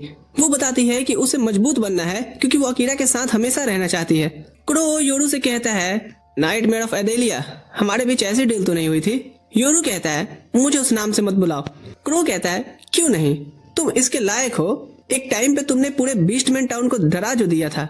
एमिलिया पूछती है, ऐसा क्या कर दिया था तुमने? हम एक 100 साल पुरानी पास्ट देखते हैं। एडेलिया खुशहाल शहर हुआ करता था पर उन्होंने डीमन लॉर्ड से उलझना चाहा, जिस पर डीमन लॉर्ड वार्निंग के तौर पर योरू को भेजे थे। लेकिन ये पगला आगे तबाही मचाने लगा जिससे बीस्टमैन उससे लड़ने की कोशिश करते रहे पर सब नष्ट हो गए थे। उस घटना के बाद से सब ने योरू को नाइटमेयर ऑफ एडेलिया कहना शुरू कर दिया था और इसी वजह से यहाँ के लोग काले बिल्लियों से डरते हैं। प्रेजेंट में अकीरा को सब पता चल जाता है क्योंकि उसका मन योरू से जुड़ा हुआ है। योरू कहता है, पर अब मैं बदल गया हूँ, अब मैं अपने नए मालिक के जैसा हूँ। क्रो को इस बात पर यकीन करना थोड़ा मुश्किल लगता है पर वो कहता है कि उसने कभी योरू से नफरत नहीं की। वो बताता है कि कहानी यहीं समाप्त नहीं होती है। हम देखते हैं उस घटना के बाद क्रो अपनी बहन को श्रद्धांजलि दे रहा होता है। तभी योरू से पहचान लेता है कि वो हीरो पार्टी का मेंबर में से एक है और पूछता है कि क्या वो उससे लड़ना चाहता है। पर क्रो कहता है कि मुझे तुमसे कोई नफरत नहीं है क्योंकि मुझे पता है कि डीमन लॉर्ड तुम पर अपना नियंत्रण कर रहा है और मुझे ये भी पता है कि मेरी बहन को तुमने नहीं मारा। वो बताता है कि जब उसकी बहन एडेलिया में फंसी हुई लोगों को बचाने गई थी तब ग्राहम डर गया था कि योरू उनके पीछे पीछे आकर के हमें भी ना मार दे, इसलिए उसने अपने आदमियों को हुक्म दिया कि सबको मार दो। सीन वापस प्रेजेंट में शिफ्ट होता है और क्रो बताता है कि उसने ग्राहम से बदला इसलिए नहीं लिया क्योंकि मेरी बहन भी नहीं चाहेगी कि मैं इस रास्ते पर चलूं। अमेलिया कहती है, मुझे तुम्हारी बहन पे तरस आ रहा है क्योंकि तुम अपनी डरपोकता को अपनी बहन का बहाना दे रहे हो। वो बताती है कि वो भी ऐसी ही थी। अकीरा से मिलने से पहले हमेशा अपने आप को रोकती थी और सोचती थी कि वो सब अपनी बहन के लिए कर रही है, पर अकीरा ने उसे दिखाया कि वो कितनी गलत सोचती थी एक्शन ना लेकर के। उधर अकीरा शहर में लेब्रियंथ ढूंढ रहा होता है। तभी अचानक ढेर सारे मॉन्स्टर शहर पर हमला कर देते हैं जिससे लोग इधर उधर भागने लगे थे। एमिलिया अपनी मैजिक यूज करके मॉन्स्टर्स को कुचल देती है और योरू सिविलियंस को भगा करके सुरक्षित जगह पहुंचाता है। तभी वो आदमी सामने आता है जो उनका पीछा कर रहा था। एमिलिया उसे पहचान लेती है कि ये वही है जिसने रोज को धोखा से वो ऑर्ब दिया था। वो अपना नाम ओडम बताता है और कहता है कि डीमन लॉर्ड ने उसे ऑर्डर दिया है कि तुम्हें जिंदा रखा जाए। फिर वो और भी मॉन्स्टर्स को बुला लेता है ताकि अमेलिया को घेरा जा सके। अकीरा एक मॉन्स्टर को इधर काट डालता है। तब योरू उसे बताता है कि अमेलिया को उठा करके ले जाया गया है। वो कहता है, तो तू क्या भजिया तल रहा था? वो तुरंत से उस लेब्रियंथ की ओर निकलता है और रास्ते में आने वाले मॉन्स्टर्स को मारते जा रहा था पर उनकी तादाद बढ़ते जा रही थी, इसलिए वो योरू को पीछे रहने का हुक्म देता है और अपने शैडो हाउंड मैजिक का यूज करके अपने आसपास के सारे मॉन्स्टर्स को निशाना बनाता है। मैजिक इस्तेमाल करते हुए वो चीख रहा था। उसे एहसास होता है कि पहली बार उसने किसी के लिए इतना गुस्सा महसूस किया है। उसके लिए एमिलिया बहुत कीमती हो चुकी है। वो शैडो मैजिक पूरा एरिया साफ कर देता है और अकीरा भी अपनी सीमा पार कर चुका था और बेहोश होकर के वहीं गिर पड़ा था। योरू उड़ करके उसके पास आता है पर अकीरा अपने आप रिकवरी मोड में चला गया था और उसकी शैडो मैजिक उसके शरीर को ठीक करने लग जाती है। जब अकीरा होश में आता है योरू से बताता है कि उसने उसे क्रो के घर लाकर के सुलाया है और उसे एक दिन बाद होश आया है। अगर शैडो मैजिक उसे हील नहीं करता तो वो वहीं मर जाता। वो पूछता है कि आखिर ये मैजिक है क्या? अकीरा कहता है कि अभी उससे भी जरूरी कुछ और पता लगाना है। वो तुरंत जानने की कोशिश करता है कि अमेलिया है कहाँ। क्रो कहता है कि एक दिन बीत चुका है और अमेलिया शायद डीमन रियाल में ले जाई जा चुकी होगी। अकीरा कहता है कि मुझे उससे फर्क नहीं पड़ता, मैं उसे ढूंढ निकालूंगा। क्रो उसे शांत करता है और पूछता है कि बिना हथियारों के वो क्या करेगा। फिर वो उसकी हथियार दिखाता है जो उसने ठीक कर दिया था। अकीरा देखकर हैरान होता है कि उसकी तलवार को उसने 2 हिस्सों में कर दिया है क्योंकि इससे हमला करना आसान होता है। क्रो उसे एक अंगूठी भी देता है जो पिछले हीरो ने बनवाई थी। अंगूठी उस चीज की तरफ रास्ता दिखाती है जिसे पहनने वाला ढूंढ रहा है। अकीरा अंगूठी को आजमाता है तभी रेड बीम निकल करके सामने पॉइंट करती है। योरू कहता है, यानी कि वो अभी भी लेब्रियंथ में ही है। अकीरा बिना देरी के भाग पड़ता है। योरू से कहता है कि आगे से उसका थोड़ा ध्यान रखना। इधर लेब्रियंथ में ओडम बताता है कि मॉन्स्टर्स को काबू में करने का मेरे पास जादू है और वही जादू एल्फो पर भी काम करता है। एमिलिया पूछती है कि हम लेब्रिंथ में क्या कर रहे हैं। ऑरम बताता है कि डीमन लॉर्ड के सिपाही 2nd ग्रेड के होते हैं और वो 3rd ग्रेड का है, इसलिए हम यहाँ रुक करके अपने बॉस लोगों का आने का इंतजार करेंगे। इधर अकीरा अंगूठी को फॉलो करता हुआ लेब्रिंथ के गेट तक पहुंच गया था, तभी एक लड़की सामने आ जाती है जिसे अकीरा उस गांव में पहले भी देख चुका होता है। वो कहती है कि वो भी अमेलिया को ढूंढने जाना चाहती है। अकीरा उसका कॉलर पकड़ पूछता है कि उसे कैसे पता चला कि अमेलिया लेब्रिंथ में है। वो बताती है कि मैंने अपनी सेंट ट्रैकिंग स्किल से अमेलिया का पता लगाया। अकीरा पूछता है और वो क्यों? वो अपना परिचय देती है कि मेरा नाम ले है, मैं बीस्टमैन किंगडम की पहली राजकुमारी हूँ। मैंने सुना कि अमेलिया को डीमन लॉर्ड निशाना बना रहा है, इसलिए मैं उसे चेतावनी देने आई थी, पर शायद देर कर दी। अकीरा अपनी वर्ल्ड स्किल का यूज करके पता लगाता है कि वो झूठ नहीं बोल रही। वो उसकी स्पिरिट बैरियर स्किल के बारे में पूछता है और वो हैरान होती है कि अकीरा को इसके बारे में कैसे पता चला। ले बताती है कि आम बैरियर एक जगह लगाई जा सकती है, पर उसकी स्पिरिट बैरियर चलती फिरती चीजों पर भी लग सकती है, यहाँ तक कि इंसानों पर भी। वो कसम खा करके कहती है कि वो मदद करेगी और उसे ये भी बताती है कि डीमन लॉर्ड को अमेलिया के पुनर्जन्म का जादू हासिल करना है। यहाँ अब अकीरा को उस पर विश्वास हो जाता है और वो उसे अपने साथ आने देता है। उधर अमेलिया भी समझ गई थी कि आखिर डीमन लॉर्ड उससे क्या चाहता है, पर वो हैरान होती है कि मॉन्स्टर्स तो वैसे भी लगभग अमर ही होते हैं, फिर उसे उसका पुनर्जन्म का जादू क्यों चाहिए? ऑरम कहता है, अबे मुझे क्या पता, मैं तो बस ऑर्डर फॉलो कर रहा हूँ। अकीरा लेब्रिंथ की तरफ बढ़ता है और ले से पूछता है कि जब उसे पहली बार रटारियस में देखा था उसने, तो वहाँ क्या कर रही थी? ले बताती है कि वो अपने परिवार को ढूंढ रही थी जिसे एक डार्क स्लाइम ने किडनैप कर लिया था। वो बताती है कि उसे राज परिवार ने गोद लिया, पर उससे पहले वो एक छोटे गांव में रहती थी और एक दिन वहां एक डार्क स्लाइम आया और सबको निगल गया। अकीरा याद करता है कि ये वही चीज है जो अमेलिया के साथ भी हुई थी। ले बताती है कि राज परिवार ने मुझे एज अ प्रोटेक्टर स्किल की वजह से गोद लिया था और राजकुमारी बनने के बाद मैंने अपने गांव के लोगों के गुम होने का कारण ढूंढा और यही चीज मुझे रटारियस एम्पायर तक ले गई। वो बताती है कि सिर्फ उसका गांव ही नहीं बल्कि बहुत सारे इंसान और बीस्टमैन गायब हुए थे, क्योंकि उन सब को हीरोज को दूसरी दुनिया से बुलाने के लिए कुर्बान कर दिया गया था और इसीलिए मैं तुम लोगों को पसंद नहीं करती थी। अकीरा बताता है, तो अब ऐसे अचानक से क्या हो गया? मैं भी तो उनमें से ही एक हूँ। ले कहती है, हाँ, पर अब मुझे पता चल गया है कि इस सब का जिम्मेदार यहाँ का राजा और राजकुमारी थे। अकीरा कहता है, मुझे विश्वास नहीं होता कि हमें मॉन्स्टर्स को रोकने के लिए बुलाया गया है। योरू कहता है, मुझे भी, क्योंकि मॉन्स्टर्स ने तो 100 साल से कोई हमला ही नहीं किया था। वो लेब्रिंथ पहुंच जाते हैं जहां हर फ्लोर पार करने के लिए उन्हें मॉन्स्टर्स से लड़ना था। अकीरा सोचता है अपना शैडो मैजिक यूज करे, पर योरू कहता है कि मुझे भी कुछ काम कर लेने दो मालिक, बस मुझे इस बात का ख्याल रखना है कि मैं अपना आपा न खोऊं। अकीरा उसे यकीन दिलाता है कि वो उसे कंट्रोल में रखेगा। योरू तुरंत रूप बदल लेता है और मॉन्स्टर्स को कुचलते हुए आगे बढ़ता है। धीरे धीरे वो अपना नियंत्रण खो रहा था, पर अकीरा अपने सबकॉन्शियस माइंड से उसे लगातार बातें कर रहा था। वो पूछता है कि सभी मॉन्स्टर्स और डीमन से नफरत क्यों करते हैं। योरू बताता है कि सिर्फ पहला डीमन किंग ही था जिसने दूसरी प्रजातियों पर भी अपना हक जमाने के लिए उन पर हमला करता था और तभी से सभी मानने लग गए कि डीमंस बुराई का जड़ है। पर इन्हें नहीं पता कि सारे डीमंस वैसे नहीं होते, उनकी भी फैमिली होती है।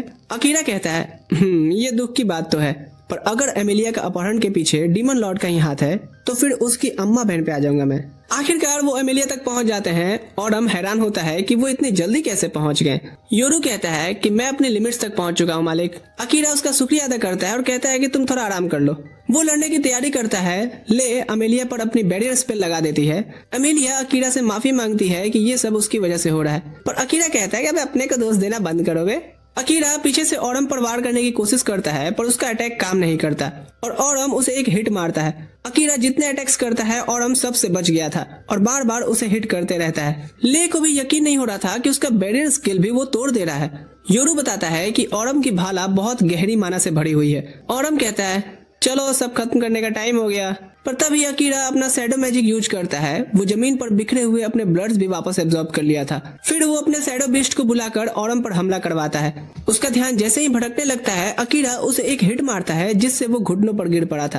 पर इधर अकीरा भी अपने लिमिट्स तक पहुंच चुका था। ऑरम फिर अपनी बांसुरी बजाता है और बहुत सारे मॉन्स्टर्स उस पर हमला करने आ जाते हैं। अकीरा समझ जाता है कि उसकी हालत ऐसी नहीं है कि वो दोबारा से शैडो मैजिक इस्तेमाल करे, पर तभी ले अपनी सारी मैजिक एक साथ इस्तेमाल करके एक बैरियर कास्ट करती है जो उन मॉन्स्टर्स के हमले को रोकता है और साथ ही पलट कर उन मॉन्स्टर्स को तुरंत मिटा भी दिया था। इधर अमेलिया ओरम की कमजोरी की वजह से आजाद हो जाती है। ऑरम कहता है कि मुझे खत्म कर दो क्योंकि मैं तुम्हारी गुलामी कभी स्वीकार नहीं करूंगा। पर अकीरा यहाँ पर हेजिटेट करता है। उसके मन में फिर से सारन के वो शब्द घूमने लगते हैं कि किसी को मारने का बोझ बहुत भारी होता है। तभी एक टेलीपोर्टेशन सर्कल चमक उठता है और सेकंड क्लास का डीमन महिरू आकर के खड़ा हो जाता है। योरू अकीरा को चेतावनी देता है कि सीधे महिरू से लड़ना यानी मौत समझो, क्योंकि तुम उसके सामने अभी कुछ भी नहीं हो। महिरू ओरम को आराम करने बोल उठा के दूर फेंक देता है। फिर वो चुटकी बजा लेह का बैरियर तोड़ देता है। अकीरा उसे रोकना चाहता है, तभी महिरू कहता है मेरा लेह से कुछ नहीं लेना देना। वो अपना कठपुतली जादू चला देता है। अकीरा उसे रोकने की कोशिश करता है पर उसे पता चलता है कि निशाना वो नहीं अमेलिया है। अमेलिया दर्द से चिल्ला उठती है जैसे कि मैजिक उसे हर्ट कर रहा हो। इससे अकीरा का गुस्सा फूट पड़ता है। तभी महिरू कहता है ये मरी नहीं है, पर क्या तुम्हें मुझसे लड़ने का मन कर रहा है? अकीरा समझता है कि वो महिरू का सामना भी नहीं कर सकता, इसलिए उसका भी पूरा फोकस अमेलिया को बचाने पे होना चाहिए। महिरू बताता है कि मुझे इसे किडनैप करना है और सब रास्ते बंद कर देता है। अकीरा को पता है कि वो पूरी ताकत से नहीं लड़ सकता क्योंकि उसने अभी अभी शैडो मैजिक का यूज जो किया था। वो पूछता है कि उसका नाम कांजी में लिखा है क्या, और बताता है कि वो भी जापान में जीत चुका है। अकीरा हैरान होता है कि वो इंसान हो गए डीमंस के साथ क्यों मिला हुआ है। महिरू उस पे हमला करता है जिसे अकीरा डॉज कर लिया था, पर वो अटैक मुड़कर पीछे से उसे लगता है। अकीरा सामने बढ़ता है पर महिरू उसे पीछे धकेल देता है और भी मैजिकल बॉस उस पर फेंकने लगा था। तो अकीरा थोड़ी बहुत अपनी शैडो मैजिक यूज करके उससे बचता है। महिरू कहता है तुम्हारा मैजिक दिलचस्प है, पर मुझे ये भी पता है कि तुम्हारा माना खत्म हो रहा है। वो कहता है कि मुझे अफसोस रहेगा कि मैं तुम्हें पूरी ताकत से लड़ते नहीं देख पाया। वो फाइनल अटैक करने बढ़ता है। अकीरा समझ जाता है कि अब हालत खराब होने वाली है। तभी योरू कहता है मुझे मिस कर रहे थे क्या मालिक? हाँ, देख क्या रहा है भिकमंगिया, मैं अब डीमन लॉर्ड का गुलाम नहीं हूँ तेरी तरह। वो अकीरा से कहता है कि मेरा बंधन तोड़ दो मालिक, ताकि मैं इसे रोकने के लिए बर्जर्क मोड तक भी जा सकूं। पर अकीरा इस बात से बिल्कुल सहमत नहीं होता और कहता है कि ये बंधन तो प्यार का बंधन है रे पगले। महिरू को कुछ समझ नहीं आ रहा था कि ये क्या बतिया रहे हैं, पर वो कहता है हाँ ये कर लो पहले, क्योंकि शायद तुम्हारी यही आखिरी बातचीत हो। अकीरा योरू से कहता है कि वो साथ लड़ेंगे और महिरू को हराएंगे। तब योरू अपना रूप बदलकर सारन बन जाता है और बताता है कि यही एक रूप है जो महिरू का मुकाबला कर सकता है। पर वो अकीरा को बताता है कि वो ये रूप ज्यादा देर तक नहीं संभाल सकता है, इसलिए उन्हें लड़ाई जल्द ही खत्म करनी होगी। महिरू अपने मैजिकल एरो से हमला करता है तो वो दोनों एक तरफ उछल जाते हैं और योरू एक लाइटनिंग हैमर समन करने लगता है। अकीरा समझ जाता है कि वो उसकी शक्तियां बढ़ा रहा है और उसे लगता है कि हम ये लड़ाई जीत सकते हैं। तभी महिरू एक बहुत बड़ा बैरियर बना देता है और उनके ऊपर लाइटनिंग फॉल कराता है। अकीरा और योरू बचने के लिए दोनों महिरू की तरफ भागते हैं। अकीरा अपने बॉडी को शैडो मैजिक से ढक लेता है और महिरू पर हमला शुरू करता है, पर महिरू मैजिकल स्वॉर्ड से उसे रोक लेता है। अकीरा उसकी रफ्तार नहीं पकड़ पा रहा होता, तब योरू तेज दौड़ कर आता है और दोनों मिलकर महिरू पर हमला करते हैं। अकीरा सोचता है कि अगर सारन जिंदा होता तो इस लड़ाई का मजा दुगना होता, पर अकीरा के अंदर उदासी आ जाती है क्योंकि वो जानता है कि ये कभी नहीं हो सकता। दोनों मिलकर महिरू पर भारी पड़ने लगते हैं और वो एक जोर का चोट खाता है। योरू कहता है कि मेरा रूप बदलने वाला जादू खत्म होने वाला है मालिक। अकीरा कहता है ठीक है, एक आखिरी हिट और हम इसे घुटनों पे ला देंगे। तभी महिरू एक चुटकी बजाता है। अकीरा सोचता है कि शायद उसकी माना खत्म हो गई होगी, इसलिए कुछ नहीं हुआ, पर तभी पीछे से उसके शरीर में एक हमला होता है और वो गिर पड़ा था और ये अमेलिया थी। वो समझ जाता है कि महिरू ने अमेलिया को कंट्रोल करके ये काम करवाया है। होश में आने पे अमेलिया रोते हुए माफी मांगती है। अकीरा कहता है ये तुम्हारी गलती नहीं थी। योरू भी अपने असली रूप में आ जाता है और अकीरा की सांसें रुक जाती हैं। पर तभी एक आवाज गूंजती है कि शरीर रिकवरी मोड में जा रहा है और तेज रोशनी उसे घेर लेती है। महिरू दोबारा उस पर वार करता है पर उसका कोई असर नहीं होता और अकीरा का शरीर तुरंत ठीक भी हो जाता है। वो वापस खड़ा हो गया था, जो देखकर सब चौंक जाते हैं। आवाज बताती है कि वो कॉम्बैट के लिए पूरी तरह से तैयार है। महिरू उसकी तरफ बढ़ता है पर अकीरा उसे डॉज कर लेता है। जब महिरू मैजिकल ब्लेड्स बुलाता है, अकीरा अपने शैडोज में उसे पकड़ लेता है। आवाज महिरू को चेतावनी देती है कि अपना मैजिक हटा ले, पर वो मना कर देता है और कहता है कि इंसान डिमोनिक पावर्स के आगे कुछ भी नहीं है। वो आवाज कहती है बिना कोशिश किए हार मानना गलत है, चाहे वो कोई आम इंसान ही क्यों ना हो। मेहनत हमेशा फल देती है। महिरू गुस्से में आकर के अमेलिया पर मैजिकल नीडल्स बरसाने लगता है। तभी अकीरा अचानक नॉर्मल मोड में लौट आता है और अमेलिया को बचाने के लिए भागता है, पर वो हैरान होता है कि नीडल्स उसे लगी ही नहीं, क्योंकि क्रो यहाँ पहुंच गया था जो एक पल में महिरू का जादू मिटा देता है। महिरू यकीन नहीं कर पाता कि क्रो अभी भी जिंदा कैसे है, क्योंकि बीस्टमैन तो इंसानों से सिर्फ एक सदी ही ज्यादा जीते हैं। क्रो कहता है मैंने हीरो पार्टी छोड़ी है पर लड़ना नहीं भूला। महिरू मान लेता है कि हाँ तुमने मेरे जादू को पल भर में ही तोड़ दिया, इससे पता चलता है। वो एक टेलीपोर्टेशन सर्कल बनाता है और ऑरम को लेकर के पतली गली पकड़ लेता है। ले कहती है कि उसे उम्मीद नहीं थी कि क्रो उनकी मदद के लिए आएगा। अकीरा उसे पूछता है कि क्या वो महिरो को जानता था, पर क्रो सिर्फ इतना कहता है कि अभी तुम्हें आराम करना चाहिए। और अकीरा बेहोश होते हुए कहता है, हाँ तुम ठीक कह रहे हो। वो जब जागता है तो योरू बताता है कि वो 3 दिन तक बेहोश था, पर मैं खुश हूँ मालिक क्योंकि तुम एमेलिया के पास ही होश में आए हो। अकीरा क्रो का शुक्रिया अदा करता है, पर पूछता है कि ले कहाँ गई। क्रो बताता है कि उसने उसे महल वापस भेज दिया है, पर कोई और तुमसे मिलने आया है। अकीरा देखकर हैरान होता है कि ये सुकासा और उसकी टीम है। गिलिस बताता है कि वो क्रो को जानता है क्योंकि नाइट्स इससे ही हथियार खरीदते थे। सुकासा कहता है कि गिलिस ने असाही को कंट्रोल करके हमें वहाँ से फ्री कराया। अकीरा पूछता है, क्या गिलिस तुम्हारा महल से दूर रहना ठीक है? गिलिस कहता है कि हाँ, अब मैं नाइट नहीं रहा। सारन के मरने के बाद किंग ने हमारी पूरी नाइट्स को चेंज कर दिया क्योंकि हम उन्हें बोझ लगते थे। असाही कहता है कि अकीरा उनके साथ चले, पर योरू मना करता है कि मालिक कहीं नहीं जाएंगे। दोनों झगड़ा करने लगते हैं तो अकीरा उन्हें शांत करता है। वो उनका हालचाल पूछता है और उनके इरादों के बारे में अच्छे से पूछता है। सुकासा कहता है कि वो डीमन किंग को हराना चाहते हैं। इस पर योरू पूछता है, सब डायपर पहन कर आए हो ना? यूकी कहती है, इस बिल्ले का बीच में बोलना मुझे बिल्कुल पसंद नहीं। अकीरा योरू को बाहर जाने को कहता है ताकि वो अच्छे से समझ सके कि वो क्या चाहते हैं। वो पूछता है कि डीमन किंग को क्यों हराना है। सुकासा बताता है कि वो रेटाइडिस के राजा को मनाने के लिए। वो अकीरा से लीड करने बोलते हैं क्योंकि वो सब में ज्यादा ताकतवर है, पर अकीरा कहता है कि वो राजा इस बारे में कभी बात नहीं करेगा क्योंकि वो एक घमंडी मतलबी इंसान है, उसने ही सारन को मरवाया है। सुकासा कहता है, हाँ ये बात तो है, ये हम भी मानते हैं, पर ये तो बताओ कि घर वापसी का क्या प्लान है। अकीरा बताता है कि मैंने देखा है कि 2nd क्लास के मॉन्स्टर्स टेलीपोर्टेशन सर्कल बना सकते हैं, इसलिए वो उन्हें ढूंढ करके मजबूर करेगा। पर वो ये भी कहता है कि और इसमें मुझे तुम लोगों की मदद नहीं चाहिए, तुम सब और मेरी कमजोरी बन सकते हो। गिलीस इधर जाता है क्रो से अपने ऑर्डर के बारे में बात करने। बाकी सब उदास होते हैं कि अकीरा उन्हें साथ नहीं ले जाना चाहता, पर वो तय करते हैं कि वो अपने आप को साबित करेंगे। इधर अकीरा देखता है कि एमिलिया समुद्र की तरफ देख रही है। वो उसे बताती है कि वो अभी डरी हुई है इस बात को लेके कि वो उससे दूर हो जाएगा। वो माफी मांगती है उसे चोट पहुंचाने के लिए और कहती है कि मुझे अफसोस तो होता है पर खुशी भी है कि उस निशान की वजह से मैं तुम्हें हमेशा याद रहूंगी। हाँ, ये निहायती बेकार तरीका है किसी की यादों में रहने का। मैं बहुत बेकार लड़की हूँ। पर अकीरा उसे बताता है कि वो उसके लिए बहुत जरूरी भी है। वो अपनी तलवार निकालता है और समझाता है कि उसके दुनिया में जब लोग शादी करते हैं तो दोनों एक दूसरे की उंगली में रिंग पहनाते हैं। यहाँ वो अपने रिंग फिंगर काट लेता है और उसे अपने दिल की बात बताता है। अमेलिया उसे जोर से गले लगा लेती है और कहती है कि वो भी उससे प्यार करती है। वो चाहती है कि अकीरा सिर्फ उसका ही रहे और कभी उसका साथ न छोड़े, और अकीरा उसके हर विशेष को पूरा करने का वादा करता है। हम वापस सुकासा और उसकी टीम की तरफ बढ़ते हैं, जो सोच रहे होते हैं कि अकीरा को कैसे बताएं कि वो भी उसके बराबर होने की कोशिश कर रहे हैं। तो माया नाम की एक लड़की बताती है कि मैंने सुना है कि पास के गांव में एनुअल फेस्टिवल होता है जिसमें एक ब्यूटी कॉन्टेस्ट भी रखी जाती है, पर जीतने वाली लड़की हमेशा गायब हो जाती है और अफवाह ये है कि उसे ब्लैक मार्केट में बेच दिया जाता है। अच्छा, यहाँ मेरा एक डाउट है राइटर से, फिर लड़कियां हिस्सा ही क्यों लेती हैं ये जानते हुए? कुछ भी। खैर, सब सोचते हैं कि अगर वो उस क्रिमिनल को पकड़ लेते हैं तो शायद अकीरा उन्हें यूजलेस नहीं समझेगा, और साना कहती है कि एक कोशिश तो करना ही चाहिए। वो सब अकीरा और एमिलिया के साथ फेस्टिवल वाले गांव में पहुंच जाते हैं। वो एमिलिया को बताते हैं कि अगर वो कंपटीशन जीत जाए तो उन्हें काफी ज्यादा इनाम मिलेगा, इसलिए वो हिस्सा लेने का फैसला करती है। वहाँ एक डीमन स्पीसीज लड़की लेही काउंटर पे झगड़ा कर रही होती है क्योंकि डीमन स्पीसीज को पार्टिसिपेट करने का इजाजत नहीं था। वो पूछती है कि ये भेदभाव क्यों, पर अकीरा को हैरानी होती है क्योंकि उसे लेही में कोई डिमोनिक पावर का एहसास नहीं हो रहा था। तभी एमिलिया काउंटर पे आती है और वो उसे पहचान लेती है कि ये तो एल्फो की राजकुमारी है और उसे तुरंत परमिशन दे देती है। लेही यहाँ अकीरा से कहती है कि वो रिसेप्शनिस्ट को मनाए ताकि वो भी हिस्सा ले सके, पर एमिलिया जलन में पूछती है ये कौन है, क्या अकीरा को वो पसंद आ गई? अकीरा कहता है अरे ऐसी बात नहीं है।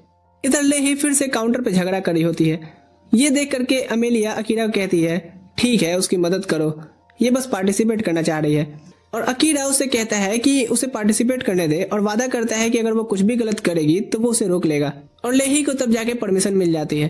वो खुश होती है, तभी उसके साथ योरू को देखती है। योरू कहता है हाँ हैरान मत हो, ये मैं ही हूँ और ये मेरे नए मालिक है, और वो खुशी खुशी सबसे खुद को इंट्रोड्यूस करती है। इसके बाद वो अपने लिए वोट मांगने निकल जाती है। वो एक आदमी को अपना ऑटोग्राफ देती है कि मुझे वोट कीजिएगा, जीतने के बाद मैं सबसे मिलूंगी, ये वादा करती हूँ। अकीरा को यकीन ही नहीं होता कि वो डीमन स्पीसीज की है, क्योंकि ये तो यहाँ सबको एंटरटेन करने में लगी है। योरू कहता है कि वो दूसरे डीमंस जैसी नहीं है। अकीरा कुछ लड़कियों को उसके बारे में बात करते सुनता है, पर जैसे ही वो उनकी तरफ देखता है वो भाग जाती हैं। क्रो उसे बताता है कि हाँ, तुम काफी यहाँ मशहूर हो, क्योंकि सबने तुम्हें देखा था जब तुम शहर को बचाने के लिए उन मॉन्स्टर्स से लड़ रहे थे। वो बताता है कि लोग उसे साइलेंट एसेसियन का नाम दिए हैं और उसे एक गोल्डन टैग देता है जो एडवेंचरर गिल्ड ने उसे एज अ रिवॉर्ड दिया है। एमिलिया बताती है कि वो सिल्वर रैंक पे है। साथ ही ये भी बताती है कि गोल्डन रैंक पे दुनिया में सिर्फ 3 लोग हैं और रोज उनमें से एक है। सुकासा और असाही भी कहते हैं कि वो भी सिल्वर पर है, लेकिन वो अकीरा को सलाह दे सकते हैं कि एडवेंचरर्स की रोजी रोटी कैसे चलती है। अमेलिया इधर खाने की तरफ भागती है और अकीरा योरू को उसके पीछे भेज देता है, ये कहते हुए कि लफंगो को उससे दूर रखना। योरू दूर से उस पर नजर रखता है और अमेलिया दूसरे कैंडिडेट से बात करने में लगी थी। अकीरा क्रो से पूछता है कि वो उनके साथ फेस्टिवल में क्यों आया, जबकि उसे तो भीड़ भाड़ पसंद नहीं। क्रो बताता है कि उसकी एक छोटी बहन थी, पर वो बदला नहीं लेने गया क्योंकि मुझे लगता है कि अब मैं बूढ़ा हो गया हूँ। अकीरा कहता है, क्या बात करते हो, लड़कियां अब भी तुम पे मरती हैं।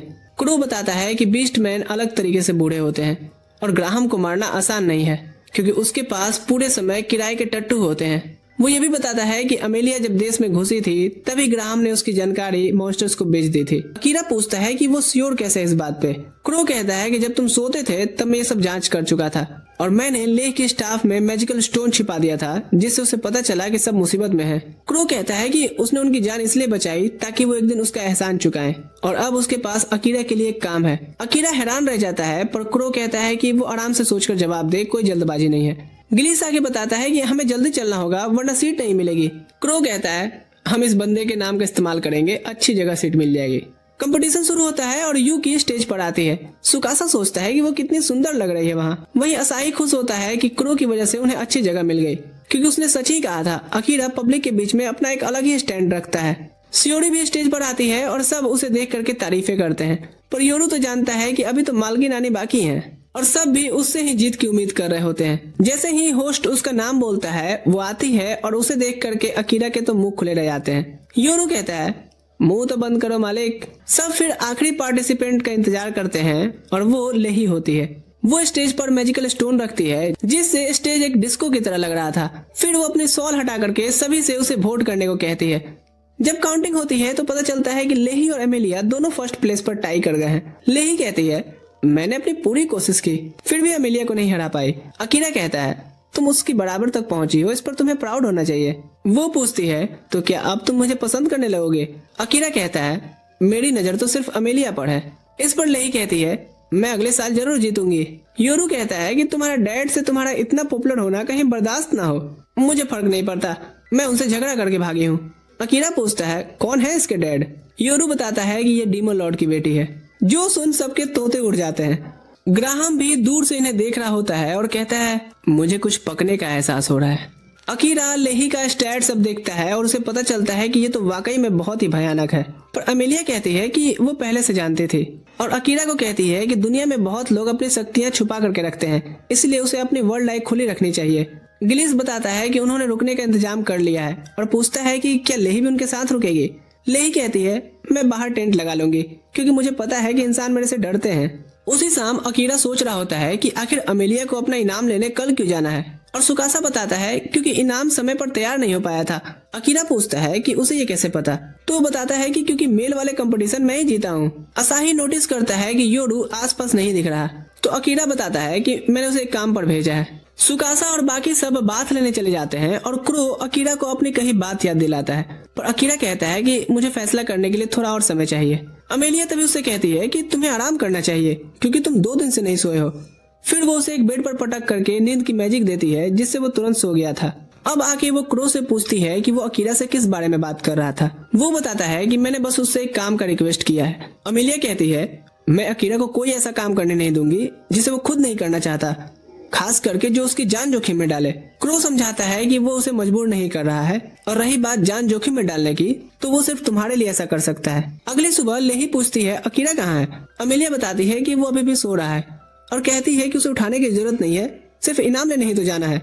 सुकासा को लगता है कि किडनैपर्स उसी प्राइज वाली जगह पर होंगे, इसलिए हमें सावधान रहना चाहिए। वो सब लेही से भी सावधान रहने के लिए कहते हैं क्योंकि उन्हें नहीं पता कि वो क्या सोच रही है। सभी एक एबॉन्डेंट घर में पहुंचते हैं जहां से इनाम मिलना था, पर अचानक से उन्हें कुछ बैंडिट्स घेर लेते हैं और एमेलिया से कहते हैं कि ग्राहम तुमसे मिलना चाहते हैं। एमेलिया समझ जाती है कि ये सब उसी के आदमी हैं वो इनकार कर देती है साथ जाने से, तो सभी फोर्सली ले जाने की बात करते हैं। पर एमिलिया अपनी ग्रेविटी स्पेल से उन्हें दबा देती है और पूछती है कि अब ग्राहम उससे क्या चाहता है। पहले तो वो झूठ बोलता है कि मुझे नहीं पता, पर एमिलिया जैसे ही 2-4 न्यूटन का फोर्स बढ़ाती है वो सच बताता है कि जो लड़कियां जीत कर गायब होती हैं उनके पार्ट्स को बेच दिए जाते हैं। और ग्राहम सबको पैसे देकर के चुप करवाता था ताकि अफवाह न फैले। एमिलिया समझ जाती है कि वो भी उसे बेचने ही वाले थे। वो उनका काम तमाम करने पड़ती है, पर लेही आकर के रोक देती है, ये कहते हुए कि आतंकवादियों की भी प्रेम कहानी होती है, इसलिए इन्हें मारना ठीक नहीं है। अकीरा ये सब देख पाता है क्योंकि उसका माना एमिलिया से जुड़ा हुआ है और वो खुश होता है ये देख करके कि लेही ने एमिलिया के हाथों से खून नहीं होने दिया, क्योंकि वो नहीं चाहता था कि एमिलिया किसी की जान ले। इधर वो गिलिस से क्रो और उसके रिलेशन के बारे में पूछता है। गिलिस बताता है कि क्रो पहले स्टूडेंट्स को ट्रेन किया करता था और उसकी माँ भी उसकी स्टूडेंट्स में से एक थी, पर वो इतनी हार्ड ट्रेनिंग बर्दाश्त नहीं कर पाई और उनका दिमाग पागल हो गया, इसलिए क्रो ने गिलिस को अपना लिया। अकीरा समझ जाता है कि क्रो असल में लोगों का ख्याल रखने वाला बंदा है। गिलिस कहता है कि अगर तुम्हें उसका फेवर लौटाना है तो फैसला तुम्हें जल्दी ही लेना चाहिए, क्योंकि क्रो के पास ज्यादा समय नहीं बचा है। तभी योरू अपनी इन्वेस्टिगेशन से वापस आता है और बताता है कि कॉन्टेस्ट में नजर रखने वाले डिवाइसेस ग्राहम ने लगाए थे। गिलिस पहचान लेता है कि यही डिवाइस तो महल में भी लगा था और कहता है कि ये तो कैमरे जैसा काम करता है ना। अकीरा हैरान होता है कि वो इस टेक्नोलॉजी के बारे में कैसे जानता है। योरू बताता है कि यही नहीं बल्कि कपड़े, खाना और कई चीजें यहाँ के लोग पिछले हीरो पार्टी के लोगों से सीखे थे। थोड़ी देर बाद एमिलिया और सब वापस आ जाते हैं तो अकीरा सबको एक मीटिंग के लिए तुरंत बुलाता है। वो सुकासा और सबसे पूछता है कि क्या उन्हें पता था कि कॉन्टेस्ट का सीधा कनेक्शन ह्यूमन ट्रेड से है। असाही माफी मांगता है कि उन्होंने उसे नहीं बताया और कहता है कि वो बस सिर्फ साबित करना चाहते थे कि वो बेकार नहीं है, पर आखिर में हमने कुछ खास नहीं किया। अकीरा फैसला करता है कि अब से सब काम वो खुद ही संभालेगा, क्योंकि वो नहीं चाहता कि ग्राहम एमिलिया के पीछे आए। क्रो बताता है कि ग्राहम कैपिटल में एक गिल्ड मास्टर की तरह खुद को दिखाता है, उन्हें वहीं जाना चाहिए। असाही मदद करना चाहता है, पर अकीरा कहता है कि तुम्हारी मदद से और दिक्कत ही होगी।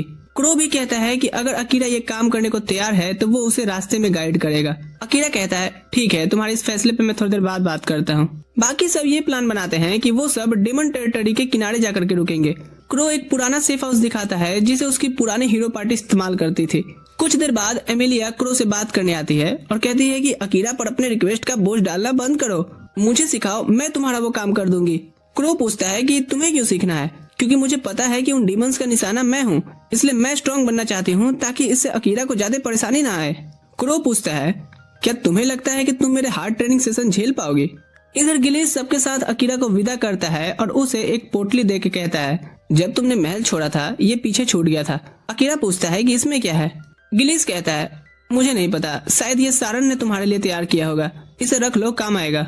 असाही अकीरा से कहता है कि वो अपना ध्यान रखे और वादा करता है कि जब तक वो वापस मिलेंगे तब तक वो और शक्तिशाली बन चुका होगा। फिर सभी उसे बाय बोलते हैं जो एक कैरेज में बैठ आगे बढ़ जाता है। हम देखते हैं कि क्रो की हार्ड ट्रेनिंग सेशन से एमिलिया थकी हुई लग रही थी। क्रो कहता है ये पहली स्टूडेंट है जो लगातार 3 दिन तक टिक पाई है, वैसे मुझे इससे उम्मीद भी थी क्योंकि इसके लिए एक खास रिस्पेक्ट भी है मेरे अंदर। अकीरा पूछता है वो कहना क्या चाहता है। क्रो बताता है कि एमिलिया उस कहानी की जैसी लगती है जिसमें एक लड़की मॉन्स्टर से अकेले निपटती है और साथ ही अपने पुनर्जन्म के मैजिक से अपने नाइट्स को भी जिंदा कर दी थी। अकीरा पूछता है कि जब वो इसकी इतनी रिस्पेक्ट करता था तो शुरुआत में उसने एमिलिया के साथ कठोर व्यवहार क्यों किया। क्रो कहता है मैं शायद इसे एरोगेंट समझता था, पर मुझे लगने लगा कि एमिलिया उतनी बड़े घर वाली या अलग टाइप की नहीं है, बिल्कुल सीधी सादी सी लड़की है। और कुछ दिनों में मुझे पता चल गया कि ये लड़की ठीक वैसे ही है जैसी कहानियों में दिखाई गई है। वो आगे कहता है कि मैंने इसे पहले हीरो का एक ऐसा मंत्र सिखाया जो किसी भी मैजिक को सिर्फ देखकर उल्टा कर दे, पर उसके लिए एक पुरानी भाषा सीखनी पड़ती है जिसमें हर लेटर इतना पावरफुल होता है कि गलत पढ़ने पर दिमाग ही हिल जाए। पर एमिलिया ने अपने ही समझ से एक नया तरीका निकाला और आसानी से सीख लिया। और तुम ये मुश्किल चीज कैसे सीखे थे। क्रो बोलता है भाई मेरे पास तो टाइम ही टाइम था। फिर वो बताता है कि बीस्टमैन की उम्र आम आदमी से 2 गुना होती है, ऊपर से उसकी माँ जब प्रेग्नेंट थी तो वो अजीब अजीब दवाइयाँ खाते थे, इसलिए मेरी उम्र और बढ़ गई। अकीरा कहता है किस्मत हो तो तुम्हारे जैसी। पर क्रो बोलता है कि मैं अब जीने से थक चुका हूँ, पर बहन का बदला लिए मर भी नहीं सकता। अकीरा को लगता है कि क्रो की लाइफ सच में बहुत मुश्किल भरी रही होगी। इधर योरू कैपिटल में इन्वेस्टिगेट कर रहा होता है कि तभी उसके सामने लेही नजर आती है। वो पूछती है अकीरा और एमिलिया कहाँ हैं? मालिक तो कुछ इन्फॉर्मेशन लेने निकले हैं। ये सुनते ही लेही खुश हो जाती है और कहती है अरे मजा आएगा, चलो मैं तुम्हारे साथ मदद करती हूँ इन्फॉर्मेशन निकलवाने में। इधर एमिलिया उठती है और देखती है कि वो उड़ेक के कैपिटल पहुंच गए हैं। मैं रहने की जगह देखने जा रहा हूँ, तब तक तुम सब आराम से घूम फिर लो थोड़ा। अकीरा और एमिलिया डेट जैसी फीलिंग महसूस करते हैं और अकीरा बोलता है कि ये ट्रीट तुम्हारे हर रोज मेहनत करने के लिए है। एमिलिया बोलती है काश हर दिन मेरा ऐसे ही बीते। अकीरा इस पर थोड़ा चुप हो जाता है, जैसे वो कुछ दिल में दबा रखा हो। वो कहती है टेंशन मत लो, मैं स्ट्रांग हो जाऊंगी, फिर तुम्हें मुझे अपने साथ रखने में फिक्र नहीं करनी पड़ेगी। फिर वो फाउंटेन के पास आकर के ले से मिलते हैं। ले खुश हो जाती है उन्हें दोबारा देख करके और उनको पूरा शहर घुमाती है। फिर एक बोट राइड कराती है और महल की तरफ दिखा करके कहती है कि पापा तुम लोगों के लिए खास बुफे लगा के रखे हैं। अकीरा ले का शुक्रिया करता है कि उसने ओरम वाले फाइट में उसकी जान बचाई। फिर उसके इन्वर्टेड बैरियर स्पेल का राज पूछता है, क्योंकि ये चीज उसे क्रो के मैजिक में भी दिखाई दी थी। ले शर्माते हुए कहती है नहीं, मैं क्रो जैसे लोगों के सामने कुछ भी नहीं हूँ, और शॉक्ड हो जाती है जान करके कि एमिलिया तो क्रो का इन्वर्जन स्पेल सीख रही है। वो उसकी काफी ज्यादा तारीफ करती है, साथ ही अकीरा के शैडो मैजिक का भी। पर अकीरा कहता है मुझे नहीं लगता कि वो मैजिक तारीफ के लायक भी है, क्योंकि उसमें मेरा शरीर खुद ब खुद काम करता है। फिर ये किंग एग्जॉम से मिलते हैं। राजा कहता है कि चाहे ले उसकी गोद ली हुई बेटी हो, पर तुमने इसकी जान बचाई है और ये मेरे लिए बहुत मायने रखता है, और उनका थैंक्स करता है। फिर वो बोलता है कि अकीरा तुमसे मुझे एक रिक्वेस्ट है। अकीरा कहता है पहले सुनूंगा, उसके बाद हाँ ना बोलूंगा। किंग के गार्ड कैप्टन को इस लड़के का एटीट्यूड पसंद नहीं आता, पर राजा उसे शांत रहने को बोलता है। राजा बोलता है कि काम बस एक इंसान को खत्म करने का है। अकीरा सीधा बोलता है नहीं, पर जैसे ही सुनता है कि टारगेट का नाम ग्राहम है, उसकी आंखों में अलग ही चमक आ जाती है। राजा बताता है कि वो उसका वाइस चांसलर हुआ करता था। राजा के बताए रीजन्स में अकीरा को कोई दिलचस्पी नहीं थी, पर ग्राहम से तो उसे भी कुछ हिसाब करना था। राजा उसे प्रोटेक्शन देने की बात करता है, पर अकीरा बोलता है मुझे किसी कमजोर की प्रोटेक्शन नहीं चाहिए। गार्ड कैप्टन को फिर से बुरा लगता है, क्योंकि बात उसी की हो रही थी। तो अकीरा बोलता है अगर डाउट है तो मुकाबला कर लो। राजा बोलता है ठीक है, फिर युद्ध हो। आंगन में फाइट शुरू होती है। अकीरा अपनी तलवार तक हटा लेता है।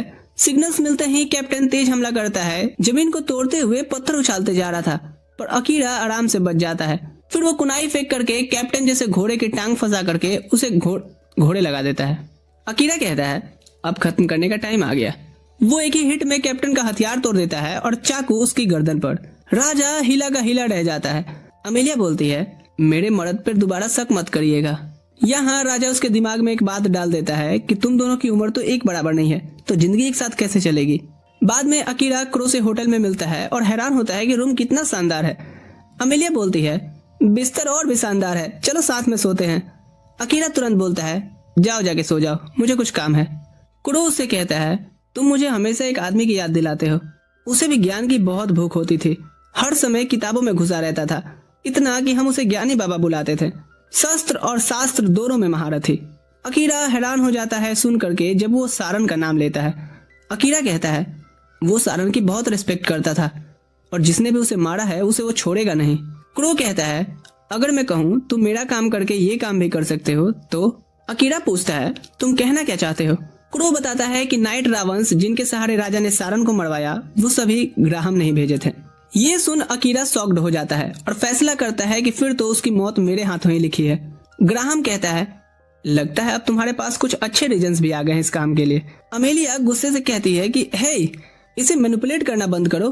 क्रो कहता है मैंने तो सिर्फ अपना रिक्वेस्ट रखा है, अभी भी फैसला अकीरा के हाथ में ही है। वो चाहे तो मना भी कर सकता है, पर अगर ये मानता है तो मैं इसे डीमन रियान तक गाइड करूंगा, साथ ही इसकी ठीक की गई तलवार के पैसे भी नहीं लूंगा, और चीजों को ढूंढने वाले रिंग भी ये रख सकता है, और ये मेरे डंजन में तुम सबकी बचाई जान का फेवर भी लौटा सकता है। एमिलिया कहती है तुम रिवर्स साइकोलॉजी यूज कर रहे हो। एक तरफ ऐसा दिखा रहे हो कि फैसला उसके हाथ में है, और दूसरे ही पल इतने सारे उसे बेनिफिट्स दिखा रहे हो। अकीरा कहता है सुनो, बिना फीस का वकील मत बनो, तुम्हें इतनी चिंता करने की जरूरत नहीं है। एमिलिया बताती है जान नहीं लेना तुम्हारा ही उसूल है। अकीरा कहता है हाँ, लेकिन सारन के मौत के पीछे अगर ग्राहम का हाथ है, उसने क्रो की बहन को भी नहीं छोड़ा और अब तुम्हारे पीछे पड़ा है, ऐसे इंसान का मर जाना ही बेहतर है। क्रो बताता है कि ग्राहम की सुरक्षा में खास तरह के सैनिक होते हैं, जिन्हें वो कोई स्पेशल हर्ब्स पिलाता है, जिसके बाद से वो सैनिक सेकंड क्लास के डीमंस से लड़ने तक के भी काबिल हो जाते हैं। अकीरा कहता है शायद इसलिए सारन अकेले ऐसे सैनिक ग्रुपों का सामना नहीं कर पाया होगा। क्रो कहता है कि उसे जल्दी ही फैसला लेना होगा, क्योंकि जितना वो देर करेगा ग्राहम उतना ही पावरफुल होता जाएगा। उसका धंधा बड़ा गंदा है, वो गुलामों की तस्करी करता है डीमन से, और बदले में उसे वो इंग्रेडिएंट्स मिलते हैं जो सिर्फ डीमन रियाल में पाए जाते हैं, जिससे वो पावरफुल हर्ब तैयार करता है और वो फिर अपने सैनिकों को पिलाता है, और दिन ब दिन ऐसे करके वो अपनी आर्मी को बड़ी करते जा रहा है। अकीरा कहता है कि ये ग्राहम तो बहुत चालू चीज है, ये कहते हुए वो कुछ सोचने बाहर निकलता है और अमेलिया भी उसके पीछे जाती है। इधर क्रो कहता है, तुम कोई भी फैसला लो अकीरा, कुछ लोगों के लाइफ में दुख तकलीफें मरते दम तक पीछा नहीं छोड़ती। अगली सुबह वो क्रो से मिलने आता है, तभी ले यहाँ आती है और अकीरा से अपने बाप की तरफ से माफी मांगती है। क्रो को यहाँ पता चलता है कि यहाँ के किंग ने भी अकीरा से ग्राहम को मारने का रिक्वेस्ट किया है। वो कहता है, किंग इसीलिए तुमसे कहा क्योंकि वो ऑफिशियली अगर उसे खत्म करे तो पब्लिक के बीच उसकी इमेज अच्छी बन जाएगी। ले यहाँ फिर से दोनों से माफी मांगती है, खास करके एमिलिया से भी, क्योंकि उसके फादर ने अकीरा और उसके रिलेशनशिप के बारे में बुरा बोला था। एमिलिया कहती है, अच्छा मुझे तो याद ही नहीं। ले कहती है, ठीक है तो फिर मुझे एक मौका दीजिए, मैं आप सबको ये शहर घुमाना चाहती हूँ। क्रो पूछता है, क्या मैं भी आ सकता हूँ? और ले कहती है, हाँ क्यों नहीं। रास्ते में वो सभी से शहर के कुछ खास चीजों के बारे में बात कर रही होती है और क्रो से बातें ही किए जा रही थी। अचानक से एमिलिया रुक कहती है, क्या तुम दोनों हमें थोड़ा देर के लिए अकेला छोड़ दोगे? मैं अकीरा के साथ थोड़ी लवी डवी होना चाहती हूँ। क्रो कहता है, हाँ ठीक है। उनके जाने के बाद अकीरा पूछता है, ये क्या था? एमिलिया कहती है, तुम कुछ नहीं समझोगे बुद्धू। ले क्रो को पसंद करती है, इसलिए मैं उन्हें थोड़ा करीब ला रही हूँ। अकीरा कहता है, सही में? दोनों की एज गैप पता है तुम्हें? एमिलिया कहती है, एज तो बस एक नंबर होता है, और हाँ मुझे सही में तुमसे कुछ प्राइवेटली बात करनी थी। वो फिर से उसे क्रो के रिक्वेस्ट पे सोचने को कहती है, क्योंकि वो उसके बगैर डीमन रियाल में जाने वाला है। वो उसे याद दिलाती है लेही की बातों का, कि कैसे डीमंस की भी बैक स्टोरी होती है, कोई उनका ट्रॉमा होता है, वो भी मरना डिजर्व नहीं करते। वहीं इधर हम लेही को देखते हैं जो योडू के साथ इन्वेस्टिगेशन पे निकली थी। योडू कहता है, मुझे हैरानी हो रही है कि तुम मेरे साथ बोर नहीं हो रही। मैं अपने बाप से दूर जाने के लिए छुछुंदरों की भी कंपनी एंजॉय कर सकती हूँ। भले ही वो डीमन किंग है, लेकिन इसका मतलब ये तो नहीं कि वो नेचर के लॉ को चेंज करेंगे। योडू पूछता है, क्या हुआ है, अच्छे से बताओगी? तभी उसे एक शॉप दिखता है और वो सीधे घुस जाती है और ब्रेड ऑर्डर करती है। वो दुकानदार पूछता है कि क्या वो शहर जा रही है? लेही कहती है, हाँ पापी पेट का सवाल है। वो उसे वार्न करता है कि शहर में हाई पेइंग जॉब्स काफी रिस्की होते हैं। वो बताता है कि उसके जगह उसे गिल्ड मास्टर के पास एडवेंचरर का काम करना चाहिए। वो भी ट्रेड का ही काम देता है और सेफ भी है, और पैसे भी उतना ही देता है जितनी बड़ी कंपनियां देती हैं। ले ही फिर उसके बारे में सारी इन्फॉर्मेशन ले लेती है। बाहर आके वो योडू से पूछती है, कैसा लगा मेरा ग्राहम के बारे में इन्फॉर्मेशन निकलवाने का तरीका? मैं तुझे चालू चीज मानता अगर तुमने उसकी दुकान पे अपनी पेंटिंग का निशान नहीं छोड़ा होता। इधर शहर में अकीरा कहता है, मैंने सारन के कातिल को सजा देने का फैसला तुमसे मिलने से पहले कर लिया था, और अब तो तुम्हारी सेफ्टी के लिए भी उसे मरना ही है। अमेलिया कहती है, पर मैं स्ट्रॉन्ग भी तो बन सकती हूँ, क्या जो भी मेरे लिए खतरा बनेगा उसे तुम मारते फिरोगे? और क्रो का क्या? अगर मैंने ये नहीं किया तो वो सुकून से मर भी नहीं पाएगा। उसने अपने अंदर इतनी तीव्र इच्छा पाल रखी है ग्राहम के मौत की। वहीं हम क्रो को देखते हैं जो लेह के साथ शहर के बाहर आ चुका था। वो पूछती है, तो मुझे कहाँ ले जा रहे हो? पहुंच के देख लेना। हे, मुझे बच्चों के जैसा ट्रीट करना बंद करो। मैंने तुमसे एक बार इन्वर्जन स्पेल सीखने को भी रिक्वेस्ट किया था, मुझे तो नहीं सिखाए पर उस एमिलिया को सिखा दिए। क्रो उसका हाथ पकड़ कहता है, मैं तुम्हें खतरे में नहीं डाल सकता वो सिखा करके, तुम्हारे अंदर वैसे भी दिमाग नहीं है, जो भी है वो तुम खो दोगी। ले सोचती है, ये किस तरह का इंसल्ट था जो मुझे अच्छा लगा। वो कहता है, लो हम पहुंच गए। वो रेड स्पाइडर नाम के फूलों के बीच होते हैं। ले ये देख काफी एक्साइटेड हो जाती है। क्रो बताता है कि अकीरा के दुनिया का ये फूल है जिसे पिछले हीरो पार्टीज के लोग लेके आए थे।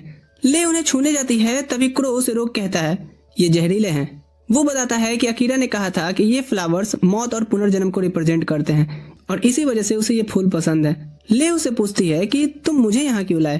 क्रो कहता है कि एक दिन मैं टहलते हुए यहाँ से जा रहा था और उसी दिन इच्छा हुई कि मैं ये किसी को दिखाऊं। ले पूछती है, क्या इसका मतलब तुम जिसे पसंद करते हो उसे? अगर ऐसा है तो मैं तुम्हारे प्रपोजल को एक्सेप्ट जरूर करूंगी। क्रो कहता है, मेरा वो मतलब नहीं था। ले कहती है, तुम बस कोई पार्टनर के साथ खुश रहना चाहते हो। क्रो कहता है, पर मैंने इस इच्छा को उस दिन मार डाला जब से मेरा मकसद मेरी बहन की मौत का बदला लेना बन गया, और अब मैं वो इंसान नहीं रहा जो हैप्पीनेस डिजर्व करता है, क्योंकि मेरा मकसद अब किसी की लाइफ को बर्बाद करना बन चुका है, और वो है ग्राहम। क्रो के बारे में इतना कुछ जान करके पता नहीं क्यों पर ले को डीपली हर्ट होता है और वो एक शब्द नहीं बोल पाती। इधर हम सुकासा और उनकी टीम को देखते हैं जो जंगल में कैंप लगाए थे। वो कुछ खाने के लिए जानवर मारते हैं, फिर कुछ लोग गिलीस के ऑर्डर पर वेजिटेबल और मशरूम ढूंढने निकल जाते हैं और वो खुद टेंट के आसपास अलार्म सेट करने निकल पड़ता है। सुकासा और असाही बैठे बात कर रहे होते हैं कि कैसे गिलीस उनका अब तक साथ देते आया है। असाही कहता है, वो जरूर वो करना चाह रहा है जो अगर सारन रहता तो करता। सुकासा फिर अकीरा के बारे में बात छेड़ता है कि वो नहीं चाहता कि कोई भी उसकी मदद करे। मुझे अकीरा ह्यूमन वर्ल्ड में भी पसंद नहीं था, जिस तरह से वो मुझे इग्नोर करता था। असाही कहता है, हे चिल, वो तुम्हें इग्नोर नहीं करता था, बस तुम उस समय उसके ध्यान में नहीं थे। सुकासा कहता है, हाँ मुझे पर्सनल नहीं होना चाहिए। वो सही में नए लोगों में कोई इंटरेस्ट नहीं रखता। लेकिन फिर वो इस देश के बारे में बात करने लगते हैं कि कैसे उन्हें हीरोज यहाँ कहा जाता है, बल्कि वो लोग तो बस यहाँ के लोग से थोड़े ज्यादा ताकतवर हैं। लेकिन अकीरा हमसे यहाँ भी डिफरेंट है, इसीलिए नहीं कि उसके पास स्ट्रॉन्ग स्किल्स हैं, बल्कि इसीलिए कि वो अपने डिसीजंस पर डाउट नहीं करता। पर इस बार जो वो करने जा रहा है, मुझे लगता है कि उसे एक बार अपने डिसीजन पर सोचना चाहिए। वहीं इधर एमिलिया और अकीरा ले और क्रो का इंतजार कर रहे होते हैं। एमिलिया एक आखिरी बार पूछती है कि क्या वो इस मिशन पर जा रहा है। अकीरा कहता है, हाँ मेरे पास इसके बहुत रीजंस हैं। एमिलिया कहती है, ठीक है, अगर तुमने मन बना लिया है तो मैं तुम्हें नहीं रोकूंगी, बस तुम अपने डिसीजंस पे श्योर रहना। अगर मैं ग्राहम को मारता हूँ तो क्या तुम मुझसे नफरत करने लगोगी? एमिलिया कहती है, कभी नहीं, मैं बस चाहती हूँ कि तुम खुद की नजरों में कॉन्फिडेंट रहो ताकि तुम्हें पछतावा ना हो इस चीज का। अकीरा को यहाँ एक खिलौने की दुकान पर छोटी बच्ची नखरे करते हुए दिखती है। इस चीज से उसे याद आता है कि एक दिन ऐसे ही उसकी छोटी बहन नखरा कर रही थी नहीं जाने का, जब वो पुराने घर से शिफ्ट हो रहे थे। दरअसल अकीरा का बाप एक दिन दूध लेने गया और फिर कभी नहीं लौटा, इसलिए उन्हें सस्ते अपार्टमेंट में अब शिफ्ट होना पड़ रहा था। अकीरा सोचता है कि वो इंसान अपनी बीमार बेबी, 2 बच्चों के खर्चे और फुल टाइम का कॉर्पोरेट जॉब से इतना परेशान हो चुका था कि भागना सही समझा। वो छोटे अपार्टमेंट में आते हैं और यहाँ उसकी बहन यूई शिकायत करती है कि ये बहुत छोटा है। अकीरा उसे कन्विंस करता है कि ये हम 3 लोगों के लिए काफी है और फिर कुकिंग सीखना शुरू करता है। हालांकि वो पहली बार अच्छा नहीं बना था, पर उसकी मॉम और बहन एंजॉय करती हैं। उसकी मॉम कहती हैं, हम बारी बारी से ये कर लेंगे क्योंकि हम इतने ही काफी हैं। प्रेजेंट में अकीरा सोचता है कि मैंने वो हर कोशिश की ताकि ऐसा न लगे कि हमें किसी की कमी खल रही हो। अमेलिया उसे इतना गहन चिंता में देखे पूछती है, क्या हुआ? अकीरा कहता है, कुछ नहीं। फिर से वो ये सोचने लगता है कि क्या ये डिसीजन सही है, क्योंकि अगर मैं एक मर्डरर बनता हूँ तो मुझे अपने परिवार के साथ रहने का फिर कोई हक नहीं रहेगा। ये चीज अब उसे परेशान करने लगती है। दूसरी तरफ लेही और योरू शहर पहुंचते हैं। वाह, शहर कितना खूबसूरत दिख रहा है। योरू उसे मिशन पर ध्यान देने बोलता है तो लेही कहती है, हाँ, हमें गिल्ड जाकर के ग्राहम के बारे में वैल्यूएबल इन्फॉर्मेशन लेनी है ताकि अकीरा की मदद हो सके। पर कुछ ही मिनटों बाद वो मार्केट में सीख कबाब खाते हुए नजर आती है। ये कितना टेस्टी है। हे, तुम क्यों नहीं खाते? मैं खिला दूं क्या? योरू पूछता है, मिशन के लिए क्या प्लान है?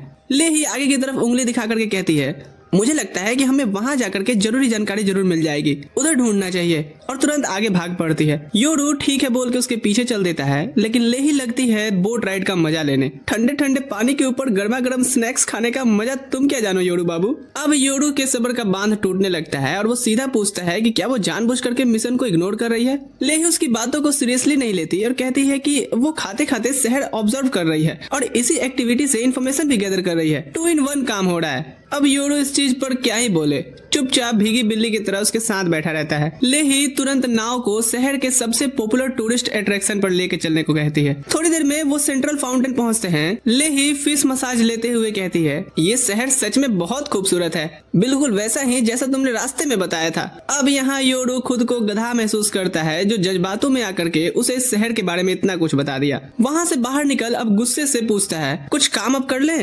तभी लेही एक एडवेंचरर को देख कहती है, हाय हैंडसम, क्या तुम एडवेंचरर हो? क्योंकि तुम्हारी तलवार काफी फैंसी लग रही है। वो आदमी समझ नहीं पाता कि अब कैसे रिएक्ट करे और लेही बोलती रहती है कि उसने सुना है कि यहाँ के गिल्ड कुछ स्पेशल जॉब्स के लिए काफी पैसा देती हैं। मुझे उन जॉब्स के बारे में बताओ। उन जॉब्स के बारे में ना ही जानो तो बेहतर होगा, क्योंकि वो काफी खतरनाक होती हैं।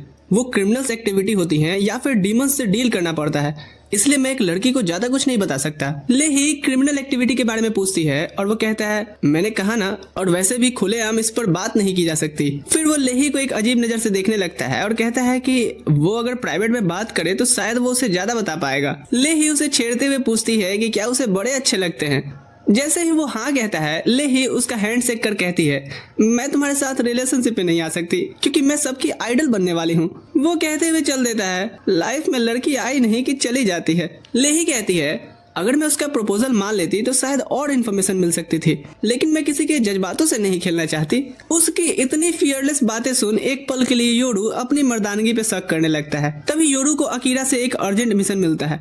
लेही डिसाइड करती है कि इस बार वो सीरियसली मदद करेगी, क्योंकि तुम इतनी देर से जो मुझे झेल रहे हो। दोनों तुरंत ग्राहम के घर की स्काउटिंग के लिए निकलते हैं। वो एक बड़ा सा महल होता है जो चर्च के बिल्कुल पास बनाया गया था। योरू कहता है कि महल चर्च से भी बड़ा ग्राहम ने जानबूझ करके बनाया है ताकि सबको दिखा सके कि उसके पास चर्च से भी ज्यादा पावर है। वो बताता है कि उनका मिशन ग्राहम के बुरे कामों का सबूत ढूंढना है। और लेही कहती है, रात में ये करना आसान होगा। योरू भी मानता है और कहता है तब तक हमें एक और जगह देख लेनी चाहिए, जो है एडवेंचर गिल्ड। वो गिल्ड ऑफिस पहुंचते हैं और योरू सोच ही रहा होता है कि अंदर कैसे घुसे। लेही बिना ज्यादा सोचे ही सीधा अंदर चली जाती है। अंदर 3 एडवेंचरर्स चिल कर रहे होते हैं। उनमें से एक लेही को कहता है निकल जाओ, गिल्ड आज बंद है। लेही कैजुअली पूछती है जब गिल्ड बंद है तो वो लोग यहाँ क्या कर रहे हैं। वो जवाब देते हैं कि हम एडवेंचरर्स ग्राहम के गंदे काम करते हैं। पिछवाड़ा धोता है क्या। वो फिर से लेही को जाने बोलता है। तभी उसका पार्टनर उठ कहता है रुक ना, शायद ये हमें मजा देने आई है। ऐसी बातों पे कोई भी औरत तुम्हें पसंद नहीं करेगी। और बिना मेहनत के ही उसे कुर्सी पर धक्का देकर के बैठा देती है। बाकी एडवेंचरर्स को यकीन नहीं होता, पर जब वो भारी भरकम आदमी कहता है कि लेही ने उसे सच में गिरा दिया, वो लोग उसका जब फटा हुआ आर्मर देखते हैं तो मान जाते हैं कि हाँ बे, लड़की में दम था। लेही वहाँ से निकल जाती है और योरू को कहती है कि उसे समझ आ गया है कि इन्वेस्टिगेशन कैसे करनी है। वो उसे पास की एक गली में ले जाती है जहाँ से पूरी बिल्डिंग दिखती है और कहती है कि गिल्ड बिल्डिंग की छत को ध्यान से देखो, वहाँ हमें कुछ इन्फॉर्मेशन मिल सकती है। ऊपर के बिल्डिंग में कुछ गैप्स हैं। योरू कहता है पर उन्होंने घर ऐसे क्यों डिजाइन किया है। लेही उसे उठा फेंक कहती है जब पूछ के आ। वो उस वेंटिलेशन होल से हिडन स्पेस के अंदर घुस जाता है और देखता है कि वहाँ सच में एक सीक्रेट रूम है। वो रूम सर्च करता है और जल्द ही उसे कुछ इंपॉर्टेंट डॉक्यूमेंट्स मिल जाते हैं जो अकीरा की मदद कर सकते हैं। वो डॉक्यूमेंट्स लेकर के अकीरा से मिलते हैं, जो योरू और लेही दोनों को मिशन कंप्लीट करने के लिए थैंक यू बोलता है। योरू धीरे से बोलता है कि अगर लेही कॉर्पोरेट करती तो मिशन काफी पहले ही कंप्लीट हो जाता। इस बीच अकीरा डॉक्यूमेंट्स पढ़ना शुरू करता है जिसमें उन ड्रग्स के प्रोडक्शन शेड्यूल्स, इंग्रेडिएंट्स का सप्लाई रूट, अलग अलग स्पीसीज के लोगों को किडनैप करके बेचने का रिकॉर्ड, डीमंस के साथ किए गए डील्स और दूसरे किंगडम से हायर किए गए मशीनरीज की लिस्ट होती है। अकीरा क्रो को कहता है कि ग्राहम के बारे में तो तुमने सच ही कहा था, क्योंकि मैं झूठ नहीं बोलता, पर तुम्हें भी ये खुद से वेरीफाई कर लेना जरूरी था। अकीरा हाँ कहता है, पर फिर बोलता है कि कुछ तो गड़बड़ लग रही है। योरू पूछता है क्या मालिक, डॉक्यूमेंट्स ओरिजिनल नहीं है क्या। अकीरा कहता है ये ओरिजिनल जैसे लग रहे हैं, इतने डिटेल्ड हैं कि पहचानना मुश्किल है। फिर भी उसे समझ नहीं आ रहा था कि डॉक्यूमेंट्स इतनी आसानी से उनके हाथ कैसे लग गए। योरू जवाब देता है कि ये गिल्ड के ऊपर एक हिडन रूम में रखे हुए थे, किसी को उम्मीद नहीं होती कि वहां तक पहुंच पाएगा। अकीरा इस बात से कन्विंस नहीं होता और लेही भी कहती है कि ग्राहम इतने इंक्रीमेंटिंग डॉक्यूमेंट्स इतनी इजी जगह पर तो कभी नहीं रखेगा। सब लोग दिमाग खपा रहे होते हैं इस चीज का जवाब ढूंढने के लिए। तभी क्रो कहता है रीजन सिंपल है, ग्राहम खुद चाहता होगा कि ये डॉक्यूमेंट्स चोरी हो जाए, इसलिए उसने इन्हें आसानी से मिलने वाली जगह पर रखा। क्रो की बात बिल्कुल सही लगती है, क्योंकि ग्राहम इधर अपने डार्क ऑफिस में 4 लोगों को बुलाता है। ये चारों वही लोग होते हैं जो डॉक्यूमेंट्स की लोकेशन जानते थे और उसे शक होता है कि उनमें से ही किसी ने चोरी की है। अकीरा कहता है यानी योरू ने डॉक्यूमेंट्स ग्राहम के गद्दार पता करने से पहले चुरा लिए, तो अब तो ग्राहम का प्लान फेल हो जाना चाहिए। लेकिन क्रो मानता है कि इतना आसान नहीं होगा। उसका मानना है कि ग्राहम इस सिचुएशन को भी अपने फायदे के लिए यूज करेगा और पता लगा ही लेगा। ग्राहम के रूम में चारों आदमी डर के मारे कांप रहे होते हैं और कहते हैं कि हमें कुछ नहीं पता सरदार, हमने आपकी नमक खाई है। ग्राहम उनसे कहता है कि झूठ बोलने की जरूरत नहीं है, क्योंकि मेरे गार्ड्स चोर को पकड़ चुके हैं और अब उसे टॉर्चर भी किया जाएगा जब तक वो किसके लिए काम करता है ये ना बता दे। ये सब सुनकर सब और भी ज्यादा नर्वस हो जाते हैं, लेकिन एक बीस्टमैन बहुत ज्यादा घबराया हुआ लगता है। ग्राहम तुरंत समझ जाता है कि चोर की दाढ़ी में तिनका। वो गार्ड्स को उसे मार देने का ऑर्डर देता है और पल भर में ऑर्डर हाजिर हो जाता है। बाकी 3 लोग देख करके शॉक्ड हो जाते हैं। फिर ग्राहम कहता है गद्दार से तो निपट लिया गया, अब असली चोर को ढूंढना बाकी है। सभी कंफ्यूज हो जाते हैं क्योंकि ग्राहम ने तो अभी अभी कहा था कि चोर पकड़ा गया है, लेकिन वो सिर्फ इतना कहता है कि जो भी चोर को पकड़ेगा उसे भारी भरकम इनाम मिलेगा। दूसरी तरफ अकीरा क्रो से पूछता है कि उसे ग्राहम के प्लान्स इतने डिटेल में कैसे पता है। क्रो जवाब देता है कि उसके सोर्सेस हर जगह हैं और उसे ये भी पता है कि रेडिस और यूरेक के बीच वार शुरू करने की साजिश चल रही है। रेडिस के ऑफिशियल ही ग्राहम के लोगों को रिश्वत दे रहे हैं। क्रो आगे एक्सप्लेन करता है कि अगर रेडिस को पता चल जाए कि उनके सिटीजन्स को यूरेक के एक रॉयल ने किडनैप किया था तो ये वॉर के लिए परफेक्ट रीजन बन जाएगा। अकीरा कहता है वेट, रेडिस इतने पावरफुल यूरेक के साथ वॉर क्यों चाहता है। क्रो शांति से पूछता है कि क्या उसे नहीं पता कि रेडिस का किंग अपनी मरी हुई बीवी को जिंदा करना चाहता है। ये बात अकीरा पर बिजली की तरह गिरती है। उसे समझ आ जाता है कि सारन ने जब कहा था कि किंग बिल्कुल टूट चुका है और दुनिया के रोज तोड़ने के लिए कोई भी कीमत चुकाने के लिए तैयार है, तो उसका इस चीज से ये मतलब था। अकीरा कहता है पर यह पॉसिबल कैसे है, और अमेलिया भी इस बात पर पूरी तरह से श्योर होती है कि उसकी पुनर्जन्म का जादू भी सिर्फ तुरंत मरे हुए लोगों को ही जिंदा कर सकती है। तब क्रो बताता है कि एक रिवाइवल स्पेल होता है जिसका नाम इक्विवेलेंट एक्सचेंज है, जो काफी ज्यादा पावरफुल है।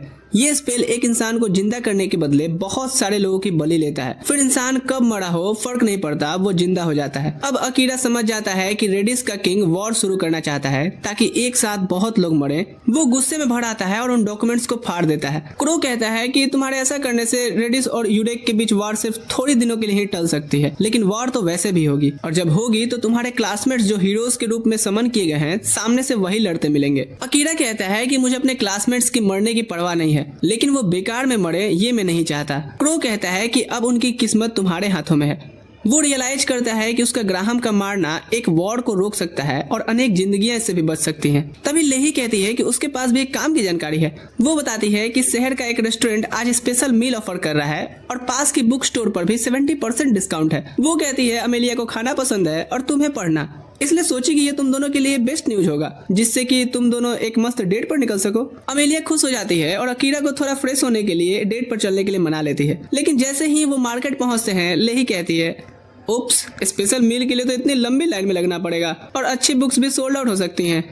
वो सजेस्ट करती है कि सब अलग अलग क्यों ना हो जाएं, और अकीरा मान जाता है। वो योरू के साथ बुक स्टोर चला जाता है और जब दोनों बुक्स के बारे में बात कर रहे होते हैं तब एक चोर अकीरा का बैग छीन करके भाग जाता है। अकीरा को तब तक भी पता नहीं चलता जब तक योरू से पॉइंट आउट नहीं करता। फिर वो बैग वापस लेने के लिए चोर का पीछा करता है। जब वो बैग के साथ वापस आता है तो अकीरा से पूछता है कि उसका ध्यान कहाँ है। अकीरा जवाब देता है कि वो अपने थॉट्स की वजह से किसी चीज पर फोकस ही नहीं कर पा रहा। योरू ये समझ जाता है और इसीलिए अकीरा को फाउंटेन के पास ले जाकर के कहता है सुनिए मालिक, लाइफ बहुत छोटी सी है तो अपनी परेशानी खुल करके शेयर कीजिए। अकीरा कहता है कि उसे लगता है ग्राहम को मारना सही चीज है और एक एसेसिन होने के नाते वो इस काम के लिए सुटेबल भी है, लेकिन वो किसी की जान लेने के बोझ को हैंडल नहीं कर पा रहा और उसे नहीं पता कि वो ये कर भी पाएगा या नहीं। योरू कहता है कि वो अकीरा की फीलिंग समझ सकता है क्योंकि जान लेना उसे अंदर से एक मॉन्स्टर बना सकता है और बहुत लोगों को मारना इंसान को अंदर से तोड़ भी देता है। मैं नहीं चाहता कि आप मेरे जैसे बने, लेकिन कभी कभी अपनों को बचाने के लिए हथियार तो उठाना ही पड़ता है ना। अकीरा जानता है कि उसे ग्राहम को मारना पड़ेगा, लेकिन फिर भी वो डिसीजन नहीं ले पा रहा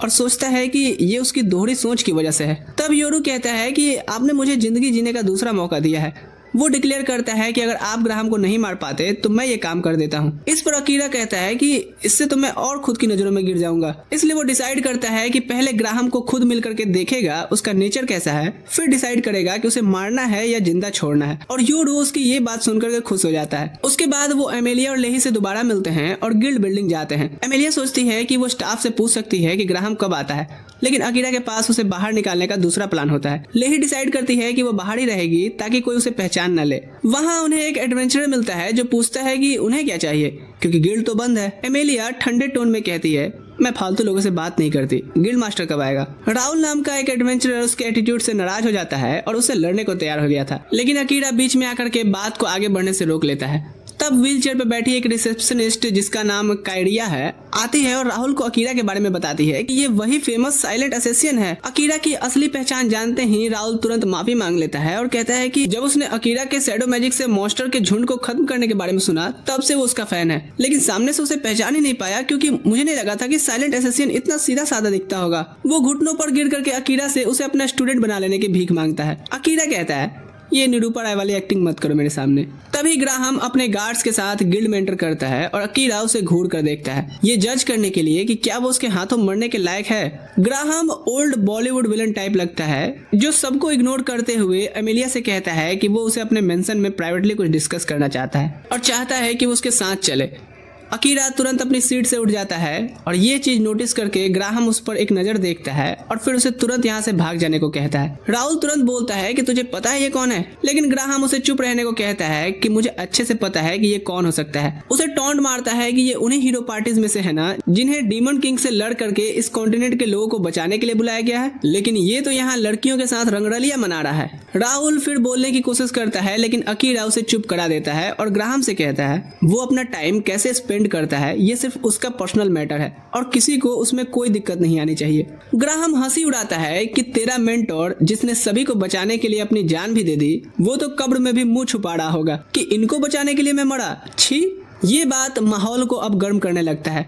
अकीरा पूछता है कि ग्राहम एग्जैक्टली किसकी बात कर रहा है। ग्राहम एकदम से आगे बढ़ कहता है मैं सारन की बात कर रहा हूँ और बोलता है कि वो तो बेचारा कुत्ते की मौत मारा गया लेकिन सीन काफी इंटरटेनिंग था। वो कहता है कि उसने पैलेस के चारों तरफ कैमराज लगा रखे थे और अगर अकीरा चाहे तो वो कैसे मारा उसकी फुटेज भी दिखा सकता है। ये सुनकर अब अकीरा का गुस्सा भड़क उठता है। वो कहता है कि मैंने बहुत पेशेंस रखा कि तेरे मुंह से कोई अच्छी बात सुनने को मिले, पर तूने अब अपनी जिंदगी की सबसे बड़ी गलती कर दी है। लेकिन ग्राहम तो अपने आप पर बहुत ही ज्यादा कॉन्फिडेंट होता है और अपने गार्ड्स को ऑर्डर देता है कि जो भी रास्ते में आए उसे अटैक करो और प्रिंसेस एमिलिया को बिना नुकसान पहुंचाए पकड़ लो। कायरिया बीच में रोकने की कोशिश करती है कि वो बिना किसी वजह के एडवेंचरर्स को नुकसान नहीं पहुंचा सकते, लेकिन गार्ड्स बिल्कुल परवाह नहीं करते और उल्टा व्हील चेयर पर बैठी बेचारी पर ही अटैक कर देते हैं। अकीरा तुरंत अपने वेपन्स निकाल लेता है और राहुल से कहता है कि कायरिया को किसी सेफ जगह ले जाओ। गार्ड्स तुरंत हमला कर देते हैं, लेकिन अकीरा के टक्कर के वो नहीं थे। वो आसानी से उनके अटैक को डॉज करता है, लेकिन उसे लगता है कि कुछ तो अलग है, क्योंकि वो जितना स्ट्रॉन्ग उन्हें सोचा था उससे काफी ज्यादा स्ट्रॉन्ग ये लग रहा है। अकीरा पीछे ढकेल दिया जाता है और अपनी कंसील प्रेजेंस स्किल का यूज करने का फैसला करता है, लेकिन उसके लिए ये भी सरप्राइज होता है कि गार्ड्स थर्मल विजन गॉगल्स जैसी कुछ चीज इस्तेमाल कर रहे हैं, जिसकी मदद से वो उसकी मूवमेंट ट्रैक कर ले रहे हैं और लगातार चाकू और तलवार उस पर फेंकते रहते हैं। ग्राहम अकीरा की इस बेचैन हालत पर हंसने लगता है और बोलता है कि पैलेस के चारों तरफ लगे हिडन कैमरास की वजह से